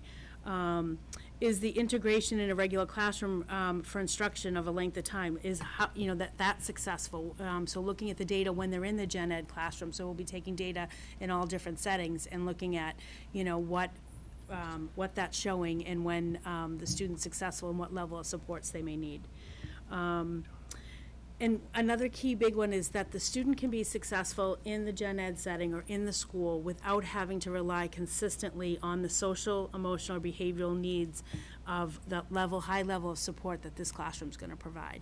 So as students are gaining that success and they're being more successful, as we can peel back a little bit of that level of support and see if slowly how they respond to that and if they can be successful over time without really on a day-to-day basis accessing the sport.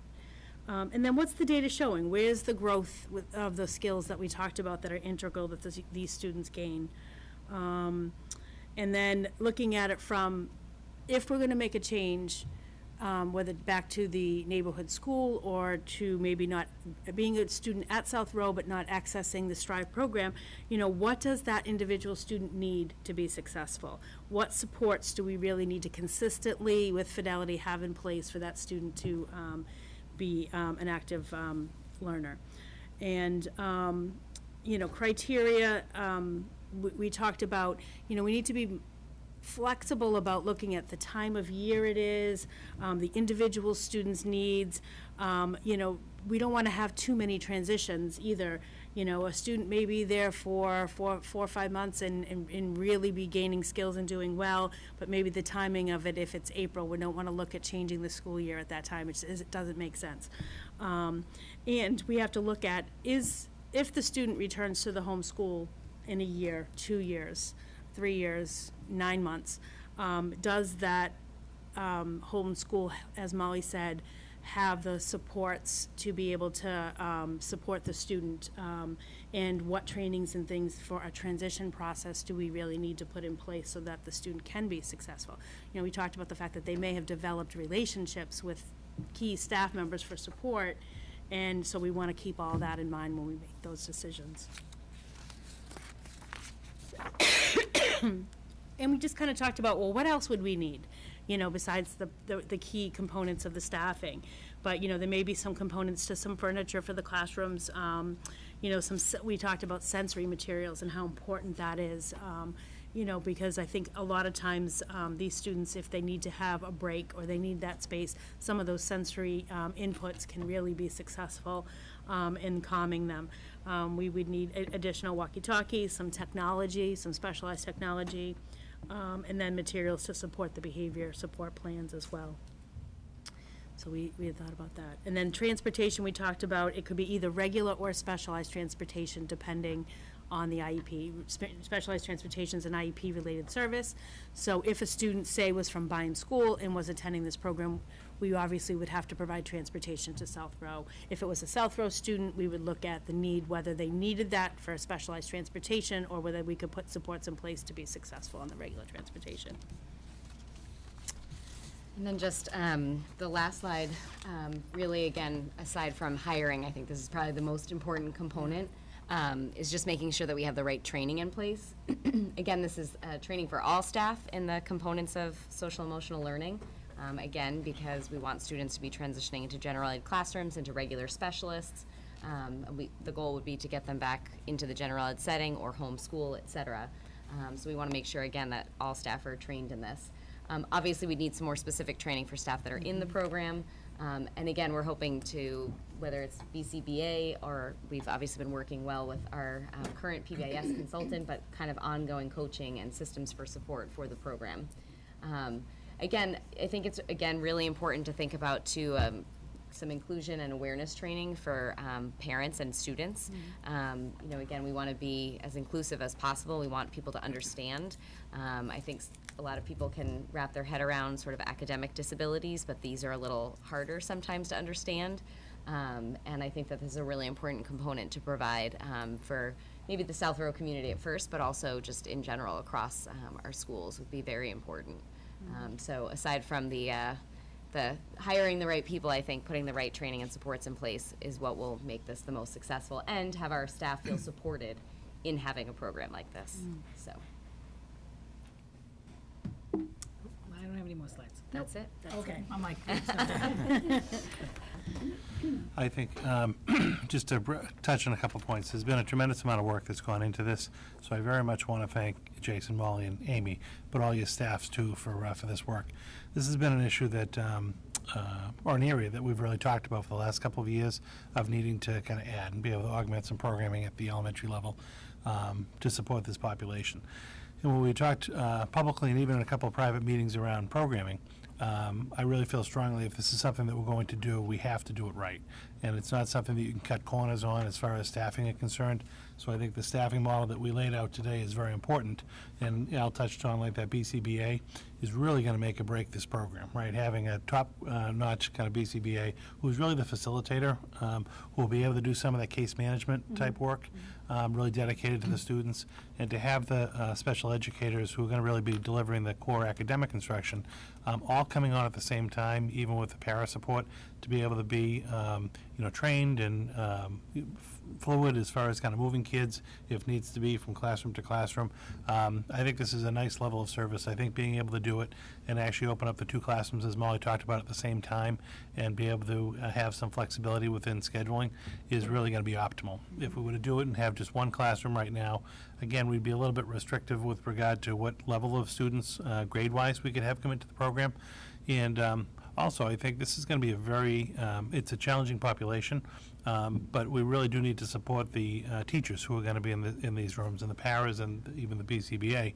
And I think there's a lot to be said for having a colleague who's kind of working side by side with you, learning a new program and getting up to speed on this. So to really be able to start them at the same time, I think, is critical. I think we're in a good time frame now as far as kind of advertising and recruiting for these positions to get going. We laid out this kind of proposal for you, and I'm very happy that we were able to come tonight and talk about it a little bit. But if we'd be looking for the committee certainly to ask any questions you have, but be able to support this programming tonight in that staffing model, and then we would actually get going on the advertisement and recruitment efforts. And then at the June meeting, we would ask, as I mentioned earlier, Joanna to bring in the necessary transfers to just move money within the budget from that earmarked account to the necessary accounts as far as staffing is concerned. But I want to thank everyone for really the work over the course of this year on this. This wasn't a quick report to put together, but it's been months of work physically going out to these other 5 or 6 communities and taking a look at the best pieces of their program and be able to pull it back and see what would really work for us, I think is huge. So I'm excited about this, and I very much appreciate everyone's work on this. Happy to answer any questions, but I think it's almost like full day K. It's kind of a long time coming, and I think it's a necessary step for us. So I hope you will consider supporting it. Anybody have any questions they want to ask? No, I just want to say that as a teacher of students with emotional disabilities, this is a terrific proposal. It really is very well thought out. I really like it. I know that, obviously it will evolve, and, sometimes things on paper don't always necessarily work out in real life, but I have a lot of confidence that that, you know, we're going to put together a really high-quality program, but this is really just a terrific report. Thank you. Thanks. How about population, classroom, breakdown of populations, K, 1, 2, 3, and 4? How many students do you see in each classroom? And are there going to be more at the lower level than the 3 and 4 level? What did you see in your visits to the other schools? Did they have a similar model, 2 classrooms with varying ages? That's a great question. I think in terms of what we saw, some of the schools we saw were bigger, so they definitely had multiple classrooms, not even just 2. And they did break it down usually, so a lot of elementary schools that we saw go through 5th grade, so a lot of them were K1, 2, 3, 4, 5. I think in terms of our program, I think to start, you know, we need to get the positions out there, and then we need to start looking at, you know, who would we even be proposing for this program. I think right now we are looking to start at smaller, and I think across our elementary schools we have seen more of a need sort of at K1, 2 for now. But I think obviously those students are rising in grade levels, and again, we want to be able to support them within the district. And with respect to the employees, we'll be needing specialized substitutes, I would suppose.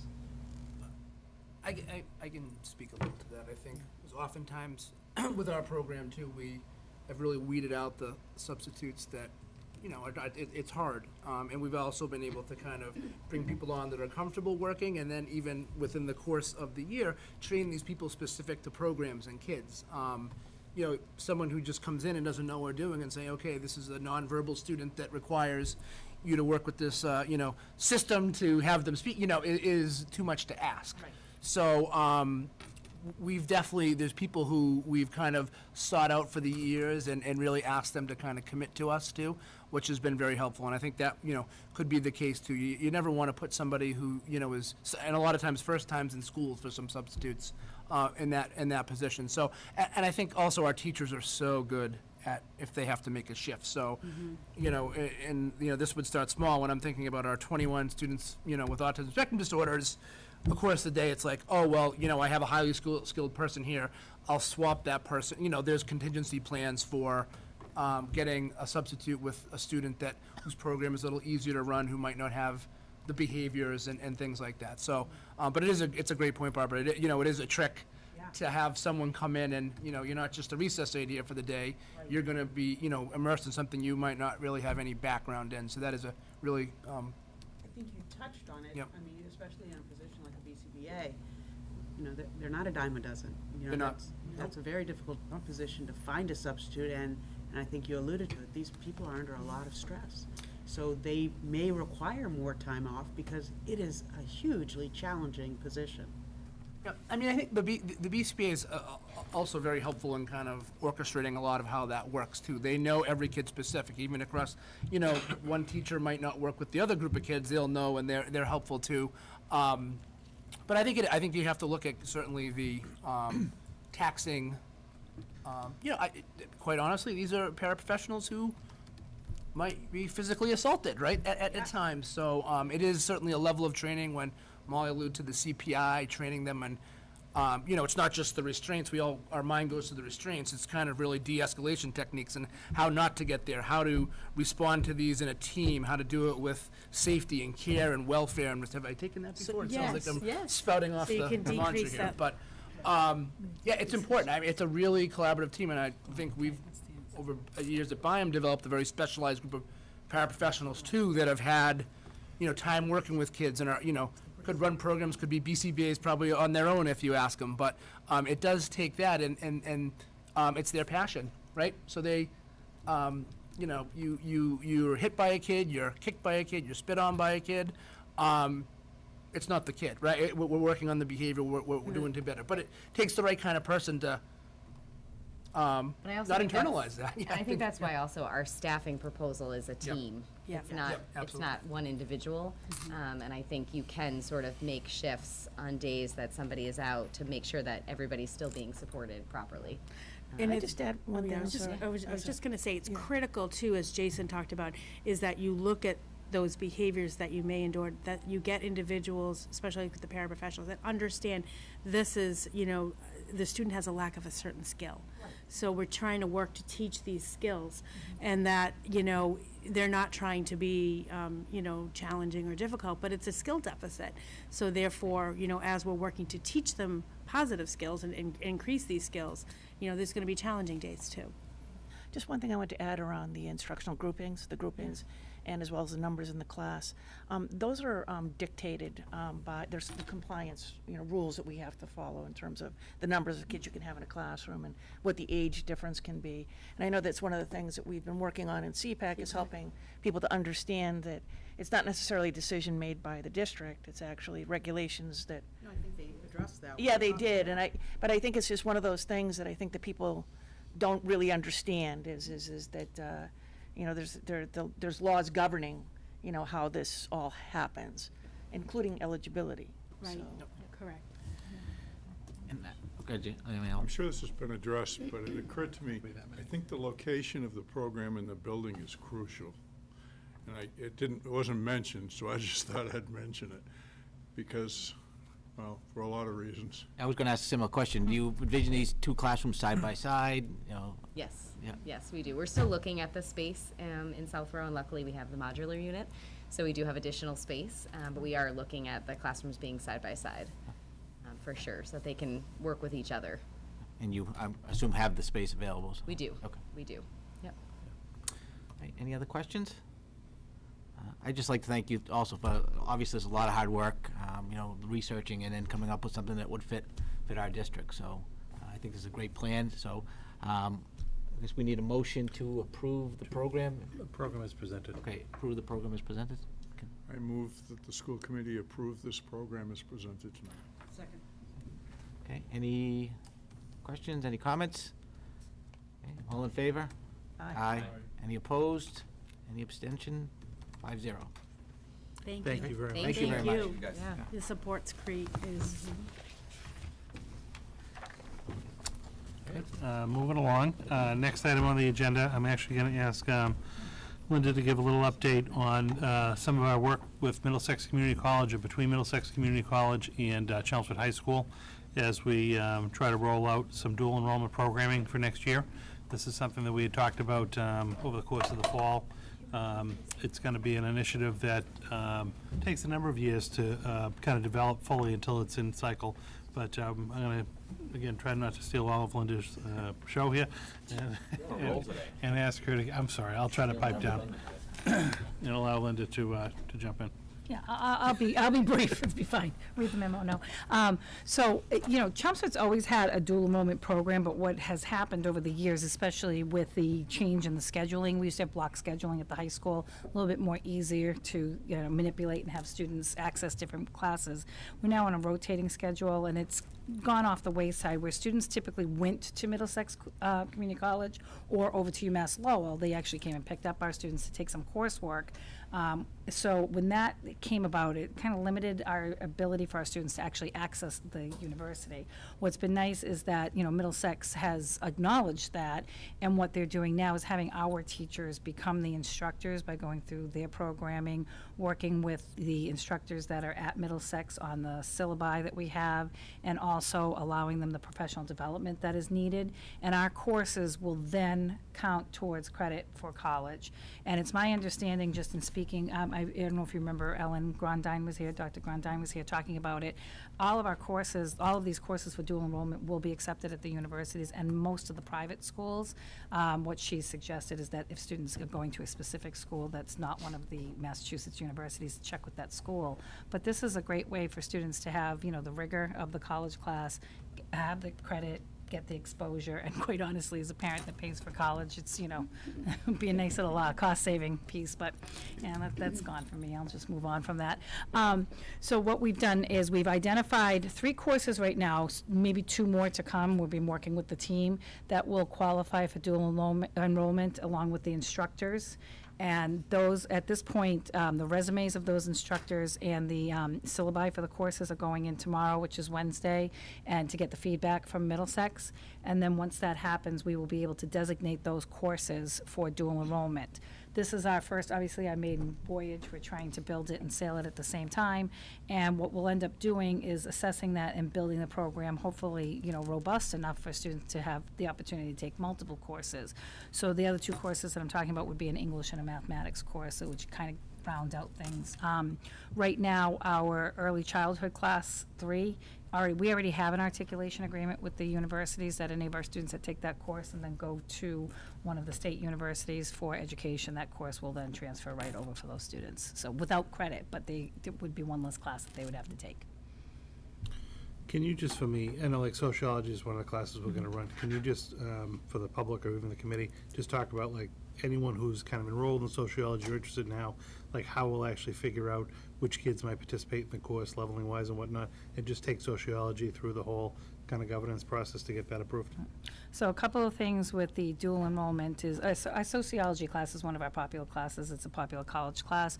Right now, we have 8 sections of that's running, and what's nice is that that's a half a semester class, which would count towards the dual enrollment, so we could access more students. Once we identified that class and we're okay with Middlesex, what we will do is we're going to be working with those students that are able to get into that course.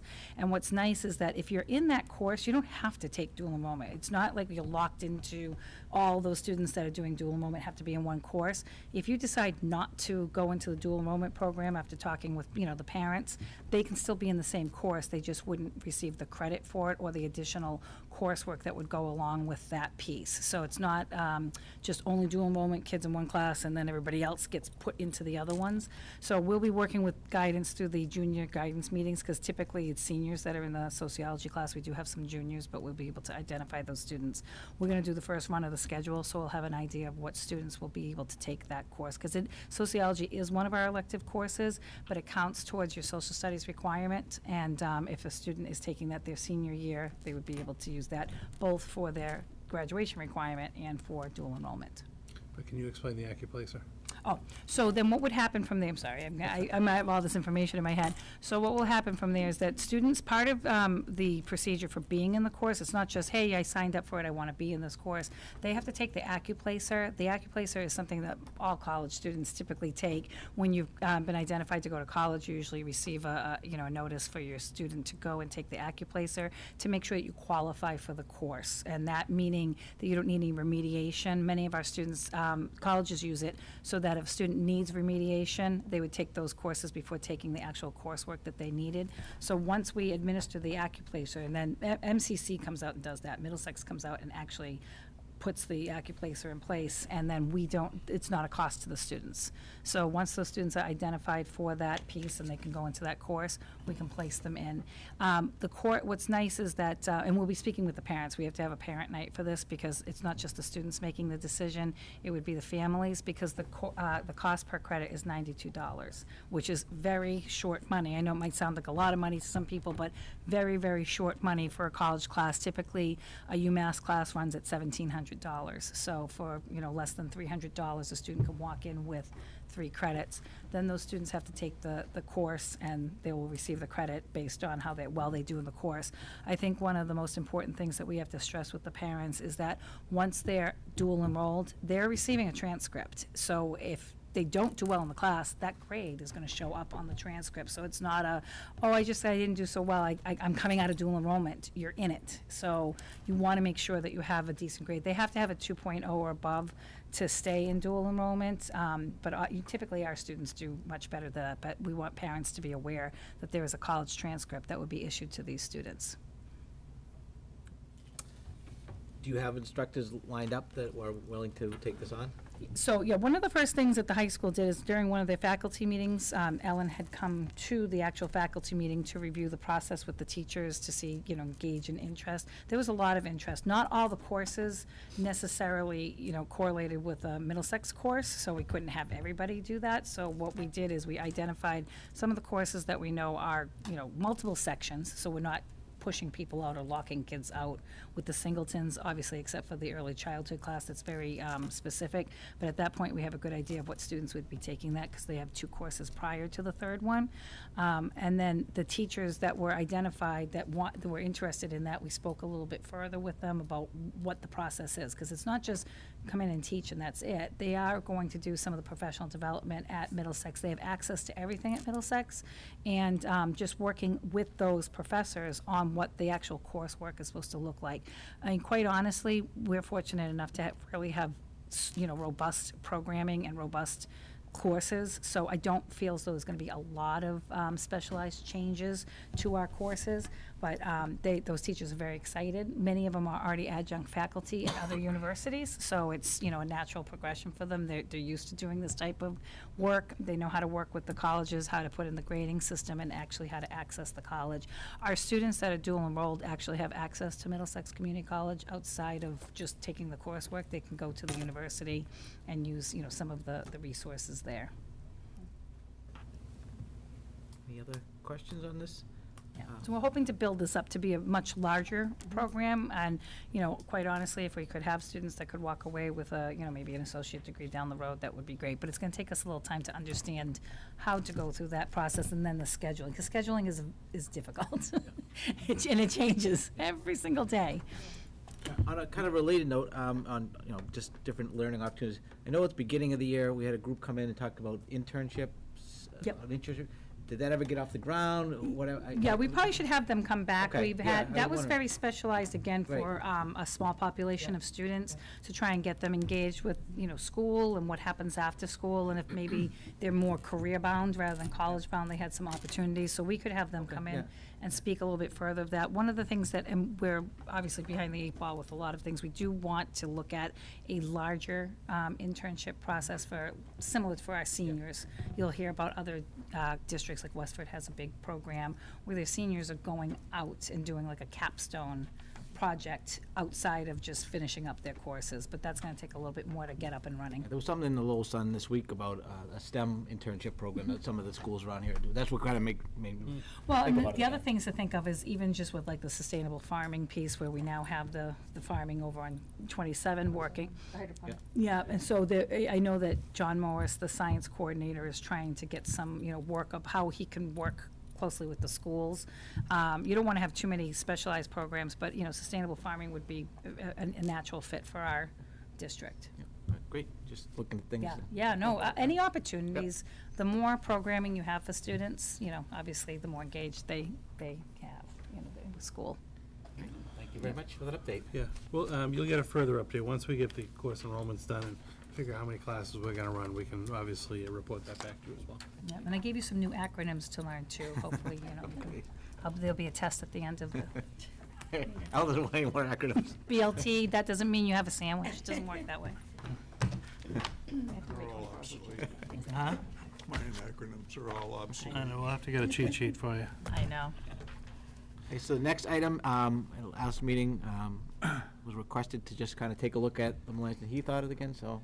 Yeah, no, Donna had actually brought this up a meeting or two ago and just asked to take another look at it. This is an audit that actually dates back to, it was a look back from 2012, 13, 14, and then a kind of a projection for 15. And at the time, I think the town had received the audit around December of 14. And I had reviewed it when I first come on board, because I know we were using a lot of the different findings and recommendations for some of our improvement work. But for my own sake, I just went back through the audit and thought it would be easier to just kind of call out each of the different findings and recommendations. So I put a little chart together that just kind of crosswalks the page that the finding and recommendation was on, and kind of what our response and what our status is. And again, I mean, I certainly can go through them individually for you if you'd like, but it's all the information is there. I think the big takeaways for me, even again now another year and a half kind of removed from it, is just a significant amount of work that has gone into kind of aligning all of our financial resources with the recommendations and findings in the report. I think one of the biggest steps was actually joining with the town on the same Munis platform so that we don't have two systems running. That eliminated an inordinate amount of work just trying to actually reconcile. We had an accountant position dedicated a significant amount of their time to making sure that the systems were actually balanced. So we don't have to do that anything further. So we're able to kind of repurpose some positions and look more at the financial reporting and analysis. And we've actually realigned some positions. So again, at the time of the report, we only had one accounts payable receivable clerk in the business office. We now have two. Looking back again at some of the audit findings, the last 2 years we've had finding-free audits. I mentioned at the last meeting, Joanna and her staff have done a great job of kind of pulling that together. I think the reporting has been much more regular and consistent. So, as you just kind of went right through the different findings, I was glad that we actually had kind of touched on and addressed each of them. I'm happy to answer, like I said, any individual questions, Joanna or anyone else as well, but thought it would just be helpful to kind of pull everything together in a summary sheet for you. So we've gone ahead and done that. So, yeah, I had a chance to look this over, and this is terrific. Thank you. And, sure. And I think it was good for us to kind of go back and kind of see where we've come from. I had a chance to talk to the town accountant, and she's very pleased with the level of communication that exists. Joanna, she said, you've been doing a terrific job, and payroll's much better. You're having the quarterly meetings. She feels that just in general, things are much easier, especially where it's just that one Munis account as opposed to, she was talking about going. That's been significant. Right, yeah. She said that was huge. And so, that was really good to hear. But I do think, as I said, I think it's important to revisit this well, maybe not after tonight, but but just to go back and say, look, are we doing what it is that we said we would do? And it looks like we are. I think as I was going through this, and I was looking at also the MASBO report as well, and I was kind of comparing the recommendations. They were very similar in many ways. But I think what I realized was it wasn't so much the policy as the procedure. I think that maybe we need to spend a little bit more time on. And in particular, so I was looking at our policies, for example, and you and I have talked about this, the student activities accounts, and just some of the things that we need to do in terms of, making sure that information is available, and what the procedures are for fundraising, or if we have Lions cards, for example, and where does the money go? Does it all go into one account? Well, that's actually athletics, but there's a lot of fundraising activities that happen, and parents are paying the activities fee, and then they're writing out additional checks, and what is it being used for, and all those kinds of things. I think continue to be questions that people have. So, so what I realized is that while we have the accounting measures in place, we may not have the procedural pieces in place that are consistent across the board and that are available for people to be able to see so that they understand. Yeah, I think, even on the procedural piece, I really do think we actually have that in place. I think it's, how do you publicize, maybe for the public or whoever has a question about what your process or procedure is. Policy-wise, and even as we're going through that MASC review, the policies will be updated, and I really do think we do a good job of adhering to the policies. Procedurally, I think, one of the things, even when it came to like student activities, right now, instead of having, like, say, the high school student activity account at the high school, we can pull that account in to be managed through the business office. So Joanna and Leanne kind of manage that internally. We went through a very long process of kind of having the old, it used to be kept in like a Quicken system, updated to QuickBooks, which is a little bit more current. We went back, did like a 3-year look back and made sure all of our transactions matched bank statements, and a big reconciliation. That's actually going to be part of the audit. I mentioned we're going to get in a yearly audit. We're going to do one account each year. So that's going to be done, or at least initiated at the end of May for this year. So a lot of that work is already ongoing. The public may not know that. And I don't know how to report some of that stuff to the public. But I think perhaps as we get into like next year's, because again, I think policy we're fine. I think actually procedure we're doing good things. And I think procedurally we have the processes outlined. Fundraising in general, impact so many different areas, some that we have control over and some that we don't. Absolutely. So that could be a project, kind of going forward for the summer or even next year, just, kind of mapping out like some of the fundraising, what we actually control, what we can't, and the stuff that we can control, we can certainly kind of outline how it all works and, put a report together to kind of talk about that. And then the stuff that's outside of our purview, just kind of, unfortunately, we're going to have to say it's outside of our purview, and there's nothing that we're going to be able to do on that front. Right. But at least let people know that's really not a Chelmsford Public Schools activity. Exactly. It's another group's activity. Right. So, we can work on those pieces. Yeah, I think that anything that we can do, just to make it clearer to parents, about, if you're going to, for example, engage in some fundraising activity for the Theater Guild, Yep. what do you need to know? How do you need to communicate to that to parents? Right. And then, those kinds of things. I think that would be very helpful for people to just feel, I'll use myself as an example, you're writing out a check for $25 and you're writing out a check for $40 and, where the heck is all this money, going? And I'm not meaning to imply that there's anything, nefarious happening. I'm just saying, though, that sometimes I'm just wondering what is this? I know we were doing fundraising for a shed last year for the track team. Why am I fundraising for a shed?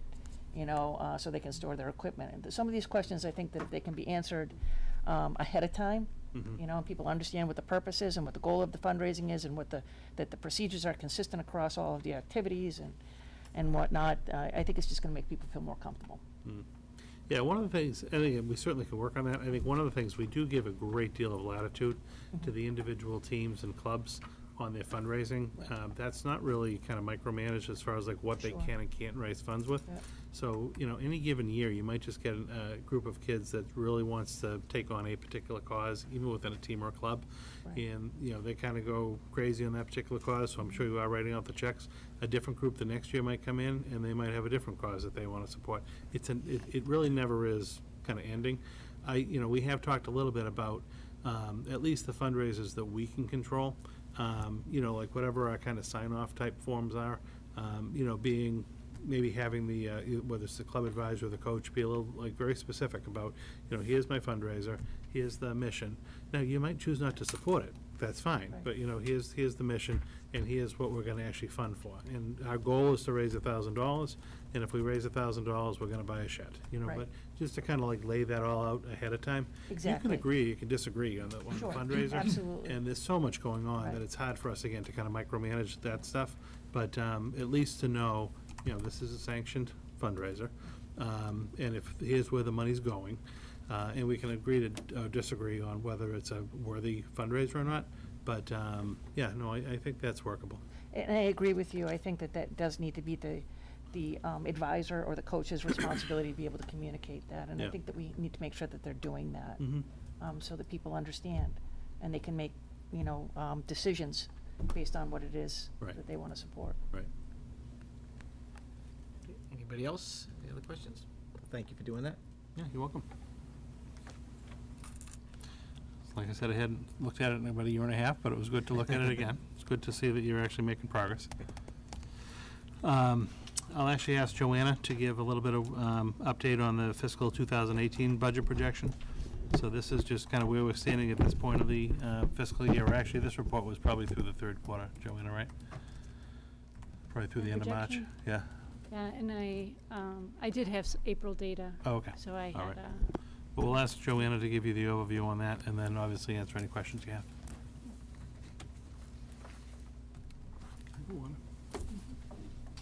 Thank you. I'm good, I just need one. So this is our projection for this fiscal year on where we think we're going to be under budget, over budget, and then the bottom line. And the memo is a little narrative and some charts you're familiar with. We've been seeing in the quarterly reports, and you'll see a lot of the same themes because once a variance kind of pops, it continues throughout the year on some of the labor, favorable or unfavorable. And then the last page of the report is the actual numbers by the DESE function code. You're familiar with this. It's at the beginning of the budget book, the $57 million budget in the 20 or so categories, and it's a high-level overview of our original budget. The transfers you have approved this year, these are all they've all been labor. They were all like for the contract being signed, things like that. And then I have an adjustment column for what I think the trends are with being over and under, and then the final number still at the 57 million, obviously, but little shifts in the categories. So you've heard the narrative on the favorable variances in labor for the teachers. Again, we hire it, or we budget Master Step 3 for a vacancy. When we hire someone, they may come in at Bachelor Step 1, so that's a savings. Or conversely, if it's an internal transfer and a Master's Step 11 takes it, that's the labor that's being recorded. But at the end of the day, we're still under budget in labor for all those vacancies and transfers.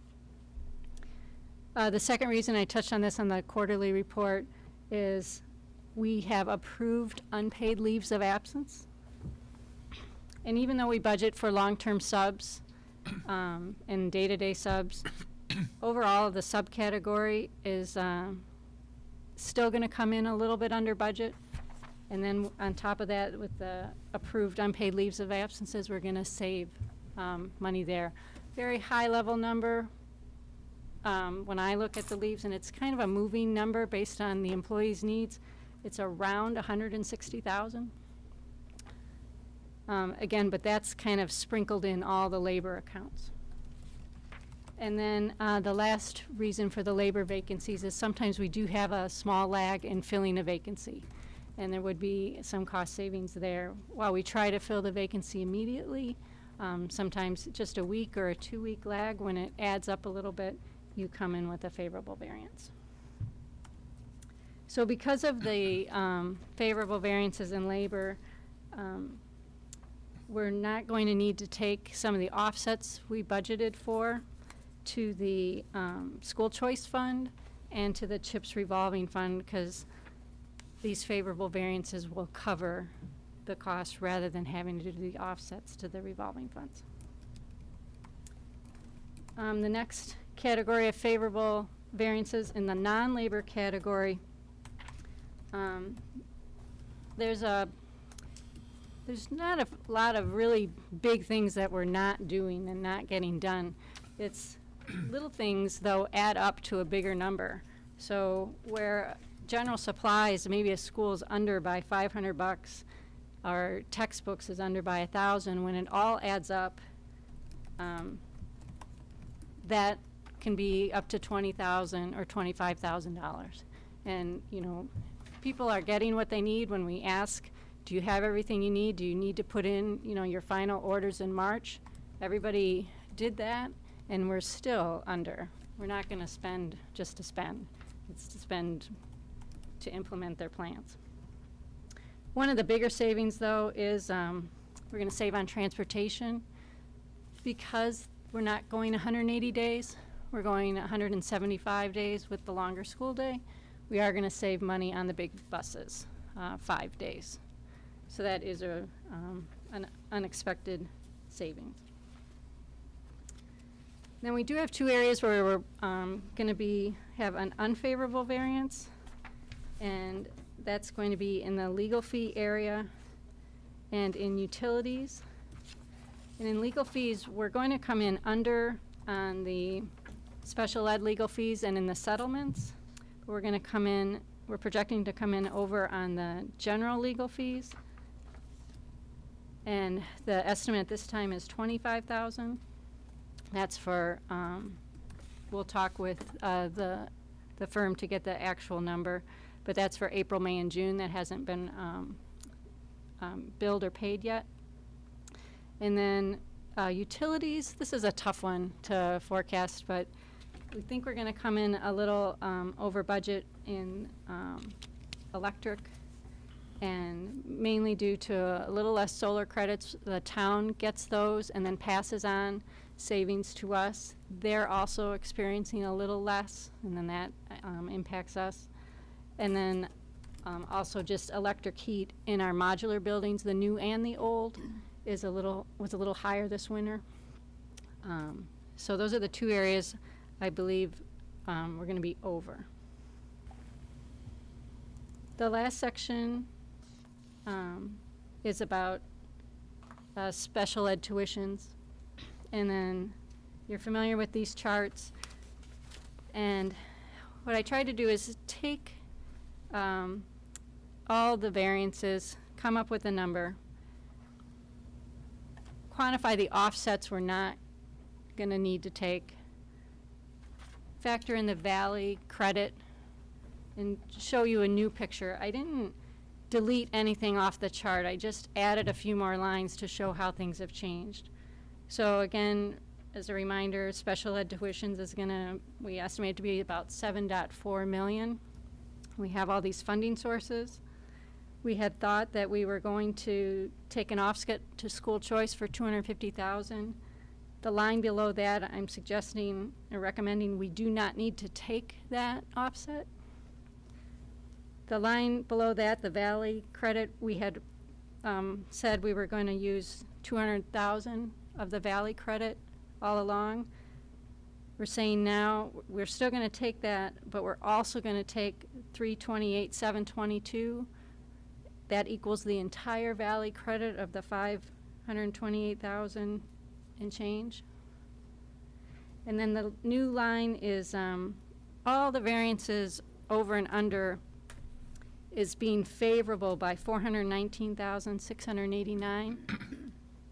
Recommending to use those favorable variances towards special ed tuitions, which means then we don't have to take the offset to the circuit breaker fund, building that reserve. The little chart below that is school choice you've seen this year. I just updated for the April numbers because that revenue had posted. And the only other change I made was we used to say less SPED OOD tuitions of 250. I put that to 0. So I'm estimating the school choice fund balance will be 1.3 million by the end of 18 carrying into 19.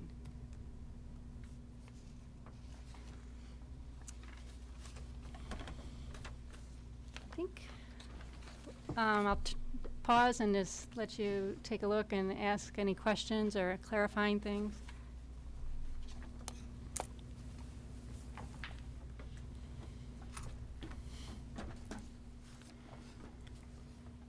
Bottom line, we're doing pretty well. Yeah, I think people are implementing their plans. Some things came in a little less. A couple things are a little over. I don't think there's anything we're not doing. You know, that we didn't achieve a goal we had because something came in, you know, less money. So. Yeah, a couple just quick things from my perspective. I mean, I do think it's a good news story, right? So I think budget-wise, we're in really solid shape. I think to, at the end of the year, again, this is a projection, right? Yeah. So this is through third quarter. These aren't the final numbers we're going to have through June, but we're trending very well. So, you know, we're basically, it looks like at this point in the year, we will have spent 99% of our budget. You know, we're spending less than 1% or leaving less than 1% unexpended at the end of the year. So, you know, that's good. I never want to be spending more than 100%. So, you know, we want to come in slightly under that. I think we're, working on two fronts. We had been talking for the last couple of years, we're trying to build up that special education reserve fund for tuitions so that we wouldn't have to go back to the town if we ever had an issue. And the number I always thought comfortable with was about $1.5 million. So if all actually carries through on this and you agree with the spending plan, technically right now we're projecting 1.6. So in 2 years' time, we really, or 2.5 years' time, we really would have been able to build that surplus reserve to the level that we wanted it. I think significantly also school choice, by not having to take that offset, you've got more than $1 million in school choice. So this is going to now provide us the ability to say if we're in a similar budget situation next year, let's just forecast out a year, sped reserve is still fine. One of the things we've talked about is, I will be bringing in a recommendation next year to start utilizing that school choice money towards some kind of district-wide initiative. So I'll actually present you with a spending plan of how to actually start utilizing that money. And what I'd like, again, we've talked a little bit about earmarking it towards some technology initiative within the district. So that will lay out probably in the summer or fall for you after the numbers close. When it comes to the special ed front, again, if we're in solid shape next year, we have the $1.5 million set aside, and it looks like we're projecting, say, $400,000 at the end of next year. We won't need to put that money aside. I'll be able to then come to you at the end of the third quarter and say, we look like we're going to have a surplus of about $400,000. Our reserves are fully funded. We don't need to have excess money in reserves. We still have the technical capability to, right? Our capacity is a year circuit breaker. So you technically could carry over 2.8. Personally, I don't think it's necessary. The 1.5 is a really solid number to be going toward. But I'd be able to come to you and say, we now have $400,000 that we can invest in some one-time purchasing in the district. Again, we're not going to want to spend at the end of the third quarter going into the fourth quarter those kind of reserve, funds on positions or things like that, but we would work with the staff ahead of time to identify one-time needs, whether they be one-time purchases or services or whatnot, that the committee could then vote on, transfer, allocate funding, and actually perform an initiative at that point in time, which I think is wonderful. I think that's going to be a great use of extra funds that we can actually generate through the budget. I don't want to get, and as Joanna alluded to earlier, when we're dealing with schools or departments, we don't spend money just to spend money. So if you have carried out your plan for the year and you have the $500 left in your account, we're not going to spend it to just spend it. I'd much rather have it build to reserve, and at the end of the year, earmark it for something really important. But again, when you have a budget with hundreds of line items in them, and you've got little $500 accounts that pop here and there, they do pull up to that kind of money. But again, I think the big takeaway for me, it's less than 1% of the entire budget, right? So we're spending wisely, we're just not overspending. We're building our reserves, and we're really going to be in super shape going into fiscal 19. And again, if we find ourselves in this position next year, we can start to invest in some one-time opportunities. And in all honesty, even on the sped front, circuit breaker wise, I only see the number getting better from the state because it looks like we may even get a supplemental appropriation this year to get closer to that 75% funding reimbursement level. And next year the budget is actually built in the Senate budget has a 75% reimbursement built in. We don't even have that built into our budget projection, so there's potential of extra money coming from that front. So really is What did we build in for? We built in this year's actual at the 60% funding level, I believe. So if this year's actual actually comes in at the 75, that's going to be another couple $100,000 swing that we can then come back and kind of revisit. We still have to wait and see what's going to happen with Valley, right? So I was at the last board meeting. They're still trending very well as far as having excess capacity at the end of the year. We need to see what that number is. But again, I mean, I'm really just feeling it's almost uncanny. All of these different things are kind of lining up for us. But we're really in great financial shape. Any other questions? Okay, well, thank you. So again, no actions needed this evening. If you kind of agree with this funding strategy, then at the last meeting in June, we'll give you kind of another update as to where we are. That big payroll is the last payroll in June, so we just want to kind of get that off the books. We'll probably at some point when we meet over the summer bring you the actual transfers to transfer the money to these accounts. But our strategy would be basically to take any available funds and move it to special education tuition, and then be able to take less of a transfer from circuit breaker. But that'll be the strategy as opposed to a spend right now. Just to emphasize, the money for the therapeutic program is already in the budget. It's already in the budget. That's That's a different, we're gonna do that the first meeting in June. We're just gonna reappropriate the money through the budget, but I was talking about like excess money. So that will, we'll just keep, I think this is a wise strategy. We'll just keep with this strategy. Okay. Did you, anything else you need to touch on? Not on the financials. Okay. All right, next report of the evening, actually, Joanna again, 2 in a row. A little bit of an update on school transportation. Okay. So this is just a little overview of, this is the big buses, the big yellow buses, not special ed transportation. So this is just a little 2-page overview of some of the numbers. We have approximately 3,450 riders every day on 29 buses. The buses make 3 runs, most of them every day, high school, then middle school, then elementary. And then we have late day runs 3 days a week for most of the year, 8 buses if children have after school activities and then want to take the bus home. You approved the fee structure at the last meeting, so that's just recapped here. The bus pass is $175 for early bird, $200 for regular, and $225 if you register after in late August. It's just a chart, a little reminder of who pays and who doesn't pay. K to 6, pretty much everybody pays except K to 6 over 2 miles. There's no fee. It's kind of how I remember it.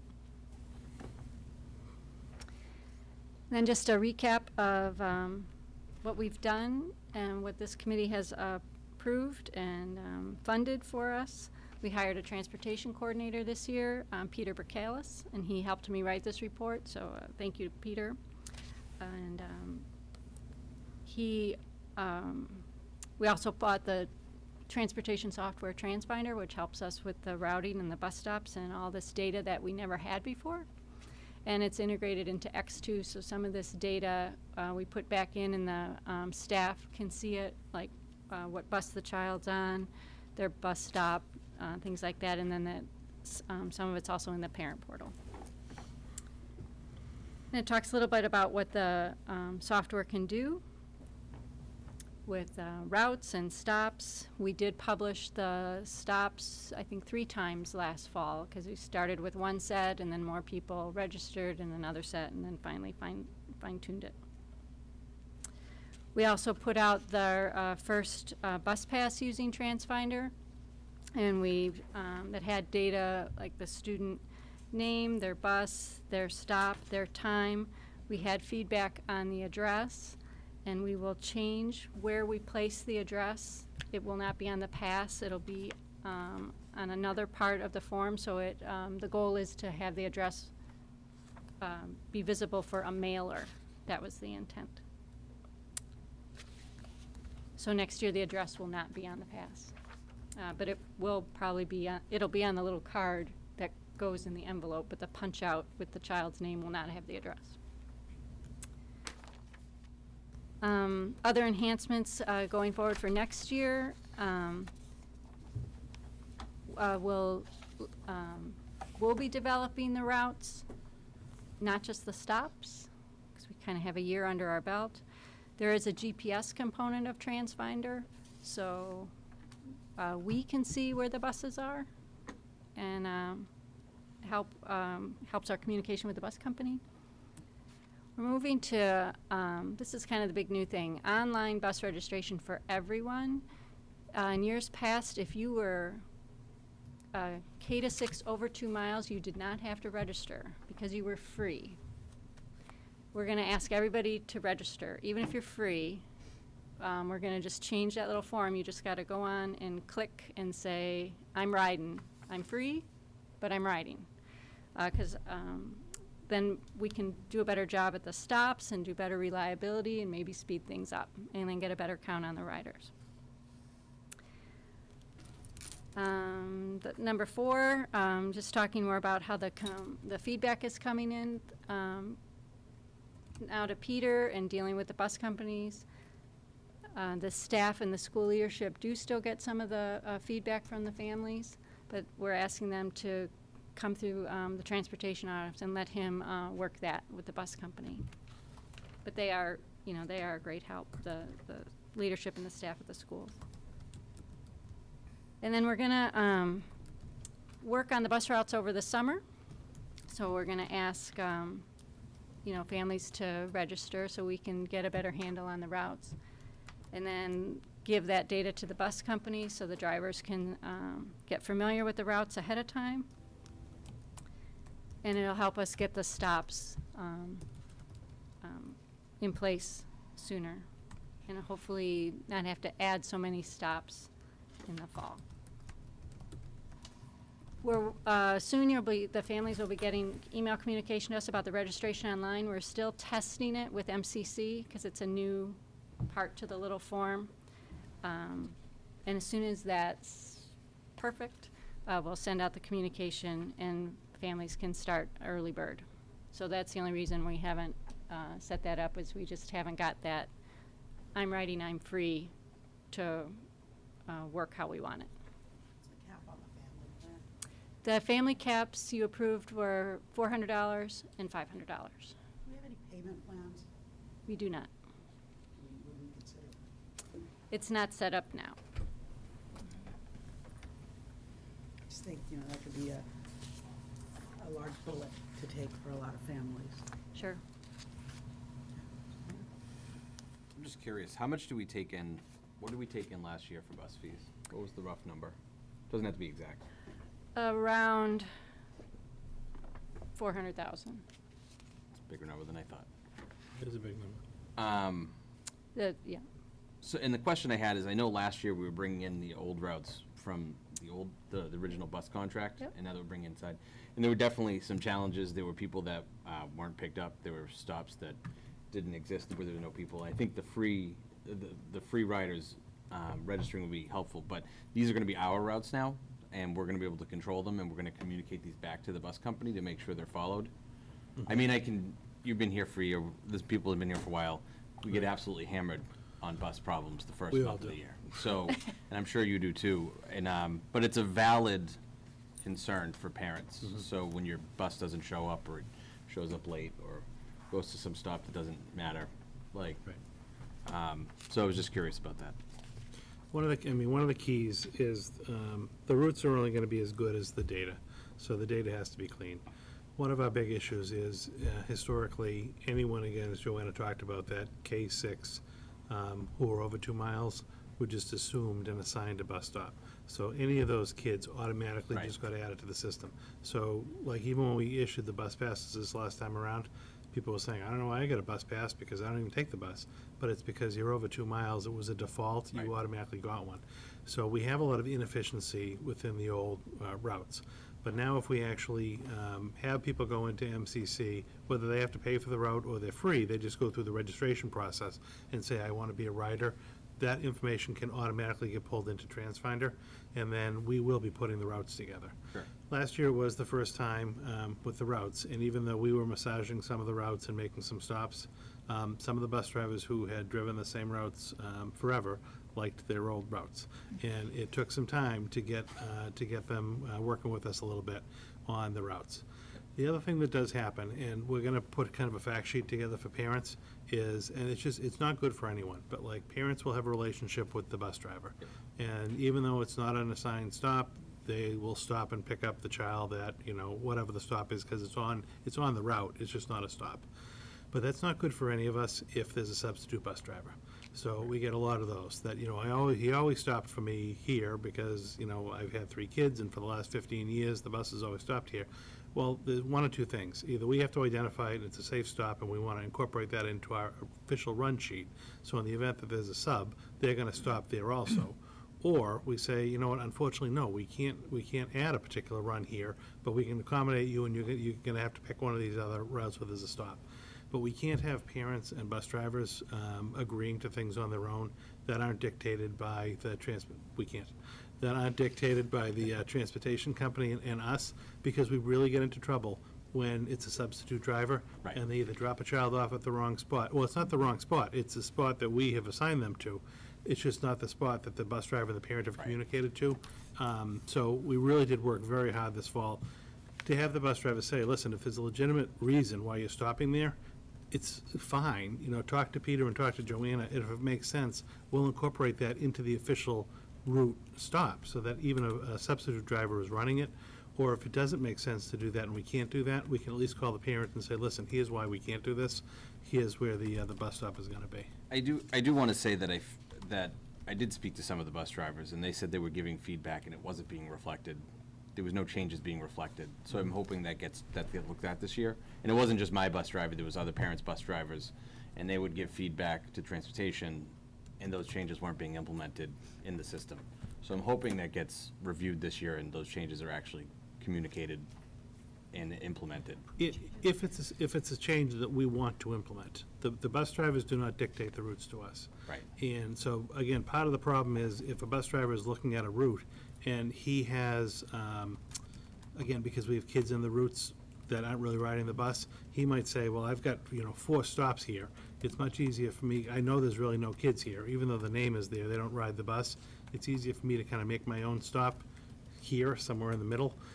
We've got to work with the bus driver on that, but they can't just add stops on their own. It has to go through Peter, and it has to get in the system, or really, it's bad for all of us when there's a substitute driver or a driver gets changed, and we're not running an official route. But I do think, to be honest with you, as the school year has gone on, even when there's been like ads and stops, it's gotten much better. It's gotten much better. And it always does every year. It will. The first I month mean, is there's always going to still be a few complaints. They're never all going to go away. So the other thing that I was curious, are people going to get their bus passes at the beginning of the year, this year? Yeah. Okay, because we knew it was a pilot and it was pushed out far, but that was a real thing. So two things will happen. I mean, that's, I think, is why Joanna was talking, like, the bus pass itself, it's a little yellow card that's kind of part of an 8.5 by 11 sheet. So this year, the student's name and address and everything appeared right on the bus pass because it was made to go in a window envelope to be mailed home. So we're basically going to move the student's name and address to the window envelope and move the bus pass piece over here. Sure. So it will be mailed home in August prior to school, and we'll put this on the detail sheet too. But the perforated piece with the bus pass that they pull out won't have the student's address, because I know parents were concerned about that. But that'll be the way that the bus stops are communicated to families, because in the past, you used to just have these master bus sheets that were posted up online.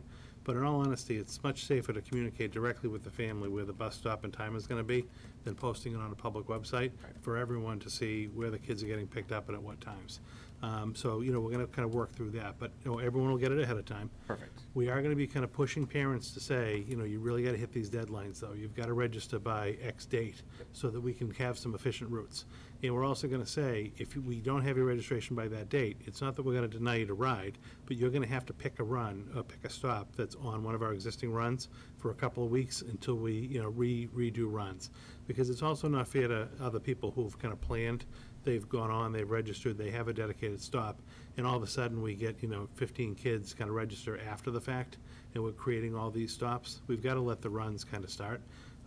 It does also take about a week or two for the public to realize what school's back in session, because the roads do just get filled up with buses and things like that, so you got to kind of work through all the different traffic, because people will figure out what little back roads they've got to take, and, it takes a week or two.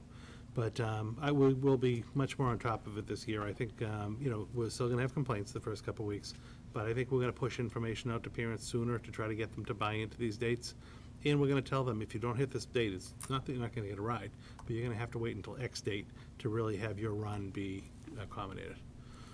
So we'll be more proactive on that. Perfect. On that fact sheet, can we also include, and I think that somebody had brought it up earlier about who to contact when you have a concern. I think one of the CPAC parents did. And maybe even, if you have a concern about discipline, you should talk to the principal, or you have a concern about the route, you should call Peter, those kinds of things, so people know, who it is they should talk to about what. Okay. We should also probably pushing out the fact that free riders need to register probably now. Yes. Yeah, I agree. Joanna had mentioned they're just working to get that MCC system updated, but then they'll start to get hit with emails. Before before the brains get foggy from the summer. No, we want to get as many of the riders, whether they have to pay or not, registered before kids leave for the school year. So we will be pushing that. And I think it's really important to highlight, in order to get the most accurate route, we have to Right. have everybody register. Right. There's a parent responsibility there. It's just gonna, it's gonna take away a lot of the, it just helps to clean the data. Yeah. Because we've got a lot of data on kids in the system that are just not riding, and it makes the routes inefficient, and Right. this will be a lot better. And I think it's good you listed the concerns about the address and everything on the bus pass. That was the Change- biggest concern change we the format. received, yeah. Yeah, so I think that's gonna, hopefully, a lot of people mind at ease, so. Okay. Anything else on transportation? Moving on. Moving on. Next item is just the April personnel report. Just for your information, again, a list of all the new hires and a resignation. No retirements or assignment changes in April, just for information purposes. Questions on that? No. Field And then I trips. had one field trip. Talk about being way ahead of the schedule. This is the Chelmsford High School, grade 9 and 12. This is the open trip. They do a big trip every year, but this is actually April School Vacation 2020. They would like to go to Greece and the Greek islands. When we take away April vacation, What's that? what happens when we do away with April vacation? We're not, And move not by March? 2020, it's not gonna happen. It's in the legislation, I mean, that's one of the recommendations, is Yeah. to combine the two vacations and move one to March, in order to qualify for a waiver. Time and learning in Greece? Just miss school a lot. Yeah, right. I'm not waiving, I'm not doing any more waivers. No, there is a push to try to consolidate February and Oh, yeah, April no. and March. I don't know if And it's it's ever one of gonna the come. recommendations, Yeah, I don't know if so it'll ever come to qualify. fruition, but, you know, Yeah. I know it's out there. So, but let's suppose that it's not gonna happen. Yeah, I mean, I think for the time being, we just have to assume the current Right. schedule, unless something really were I to move that we change. approve the Athens and Greek Island trip sponsored by, or run by EF Tours for April vacation 2020. I second it, so Lauren Cochran. Yeah. Any It's not all fun. No, The only thing, you know, Al. Great trip. the only thing I would suggest is they're gonna try to go through EF Tours. Oh, It will okay. be a tour company, but Okay. if we could just approve the right. trip under the direction of Lauren Cochran, Yeah. I think that'd be safer, just in case the tour company changes. Okay, so you can just take the EF tour out, please? Thanks. Okay. Leave my Lauren Cochran. All right, any other discussion, any questions? Okay, all in favor? Aye. Any opposed? Any abstention? None, 5-0.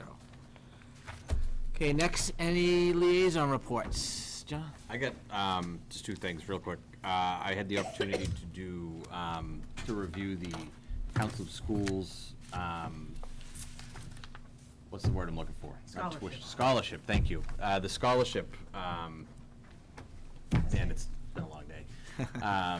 All the scholarships that the kids wrote, they wrote an essay, essays. right? And it was about, and it was, the thing I really liked about it, there was about 22 applications, and they were just very positive, and it was all about teachers that positively affected them in their career. And very interesting. Two students won. I don't know if it was announced yet, so I don't want to say their names. Yeah, I'm not going to risk that.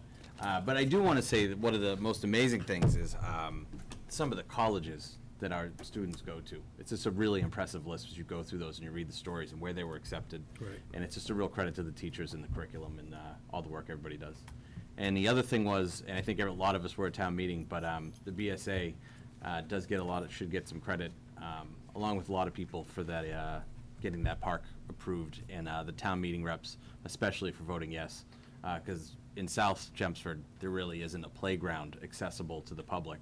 And this will be good for the school and for the whole community in general. So that's all I have. Anybody else? Any other? I had South Row was great group of parents. There's some really fun end-of-the-year activities coming up. Anybody else? Just I would mention the Alumni Association is having a golf tournament on May 31st. And they've really, Heather Lindsted's done a lot in terms of getting a lot of donations, so it should be, The golf might not be that great for some of us, because there's a dean for some that's gonna be terrible, but anyway. It's a Butterbrook, right? Yeah, it's at Butterbrook, and it's gonna be a really great event. She's done a lot of work on it. Where's Butterbrook? Kind of related to that, the Alumni Association had their academic awards night last night. Over 100 students, over $50,000, so it was quite an event, you know, and see all those kids and all their accomplishments, so it was nice. Any other liaison? Okay, any new items? No. I just wanted to mention, tomorrow, Friendship Park is having their ribbon cutting ceremony, so if anybody's available, I think it's at 4 o'clock. And kind of related to that, they are having a community build on, I think it's the 2nd and 3rd, something like that. So if anybody's interested in getting a group together on one of those days and maybe putting a couple hours in, let me know. And if, you know, get 2, 3, 4, whatever. What were the dates again? I'm sorry. I want to say it's the 2nd and 3rd, 2nd and 3rd June. So if anybody would like to get a group together, let me know. I'll sign up and grab a hammer and try not to hurt ourselves. Okay. Any other things? Just, I had 2 announcements. Just the CHS Pops concert is tomorrow night at 7, if individuals are interested in going to that. And then the Council of Schools does have a meeting tomorrow night at 7 as well, at McCarthy. Okay, we meet again June 5th? June 5th? I'll be. Okay, June 5th. Yep. All right, if that's it, I'll entertain a motion to adjourn. So moved. Second. All right, all in favor? Aye. Aye.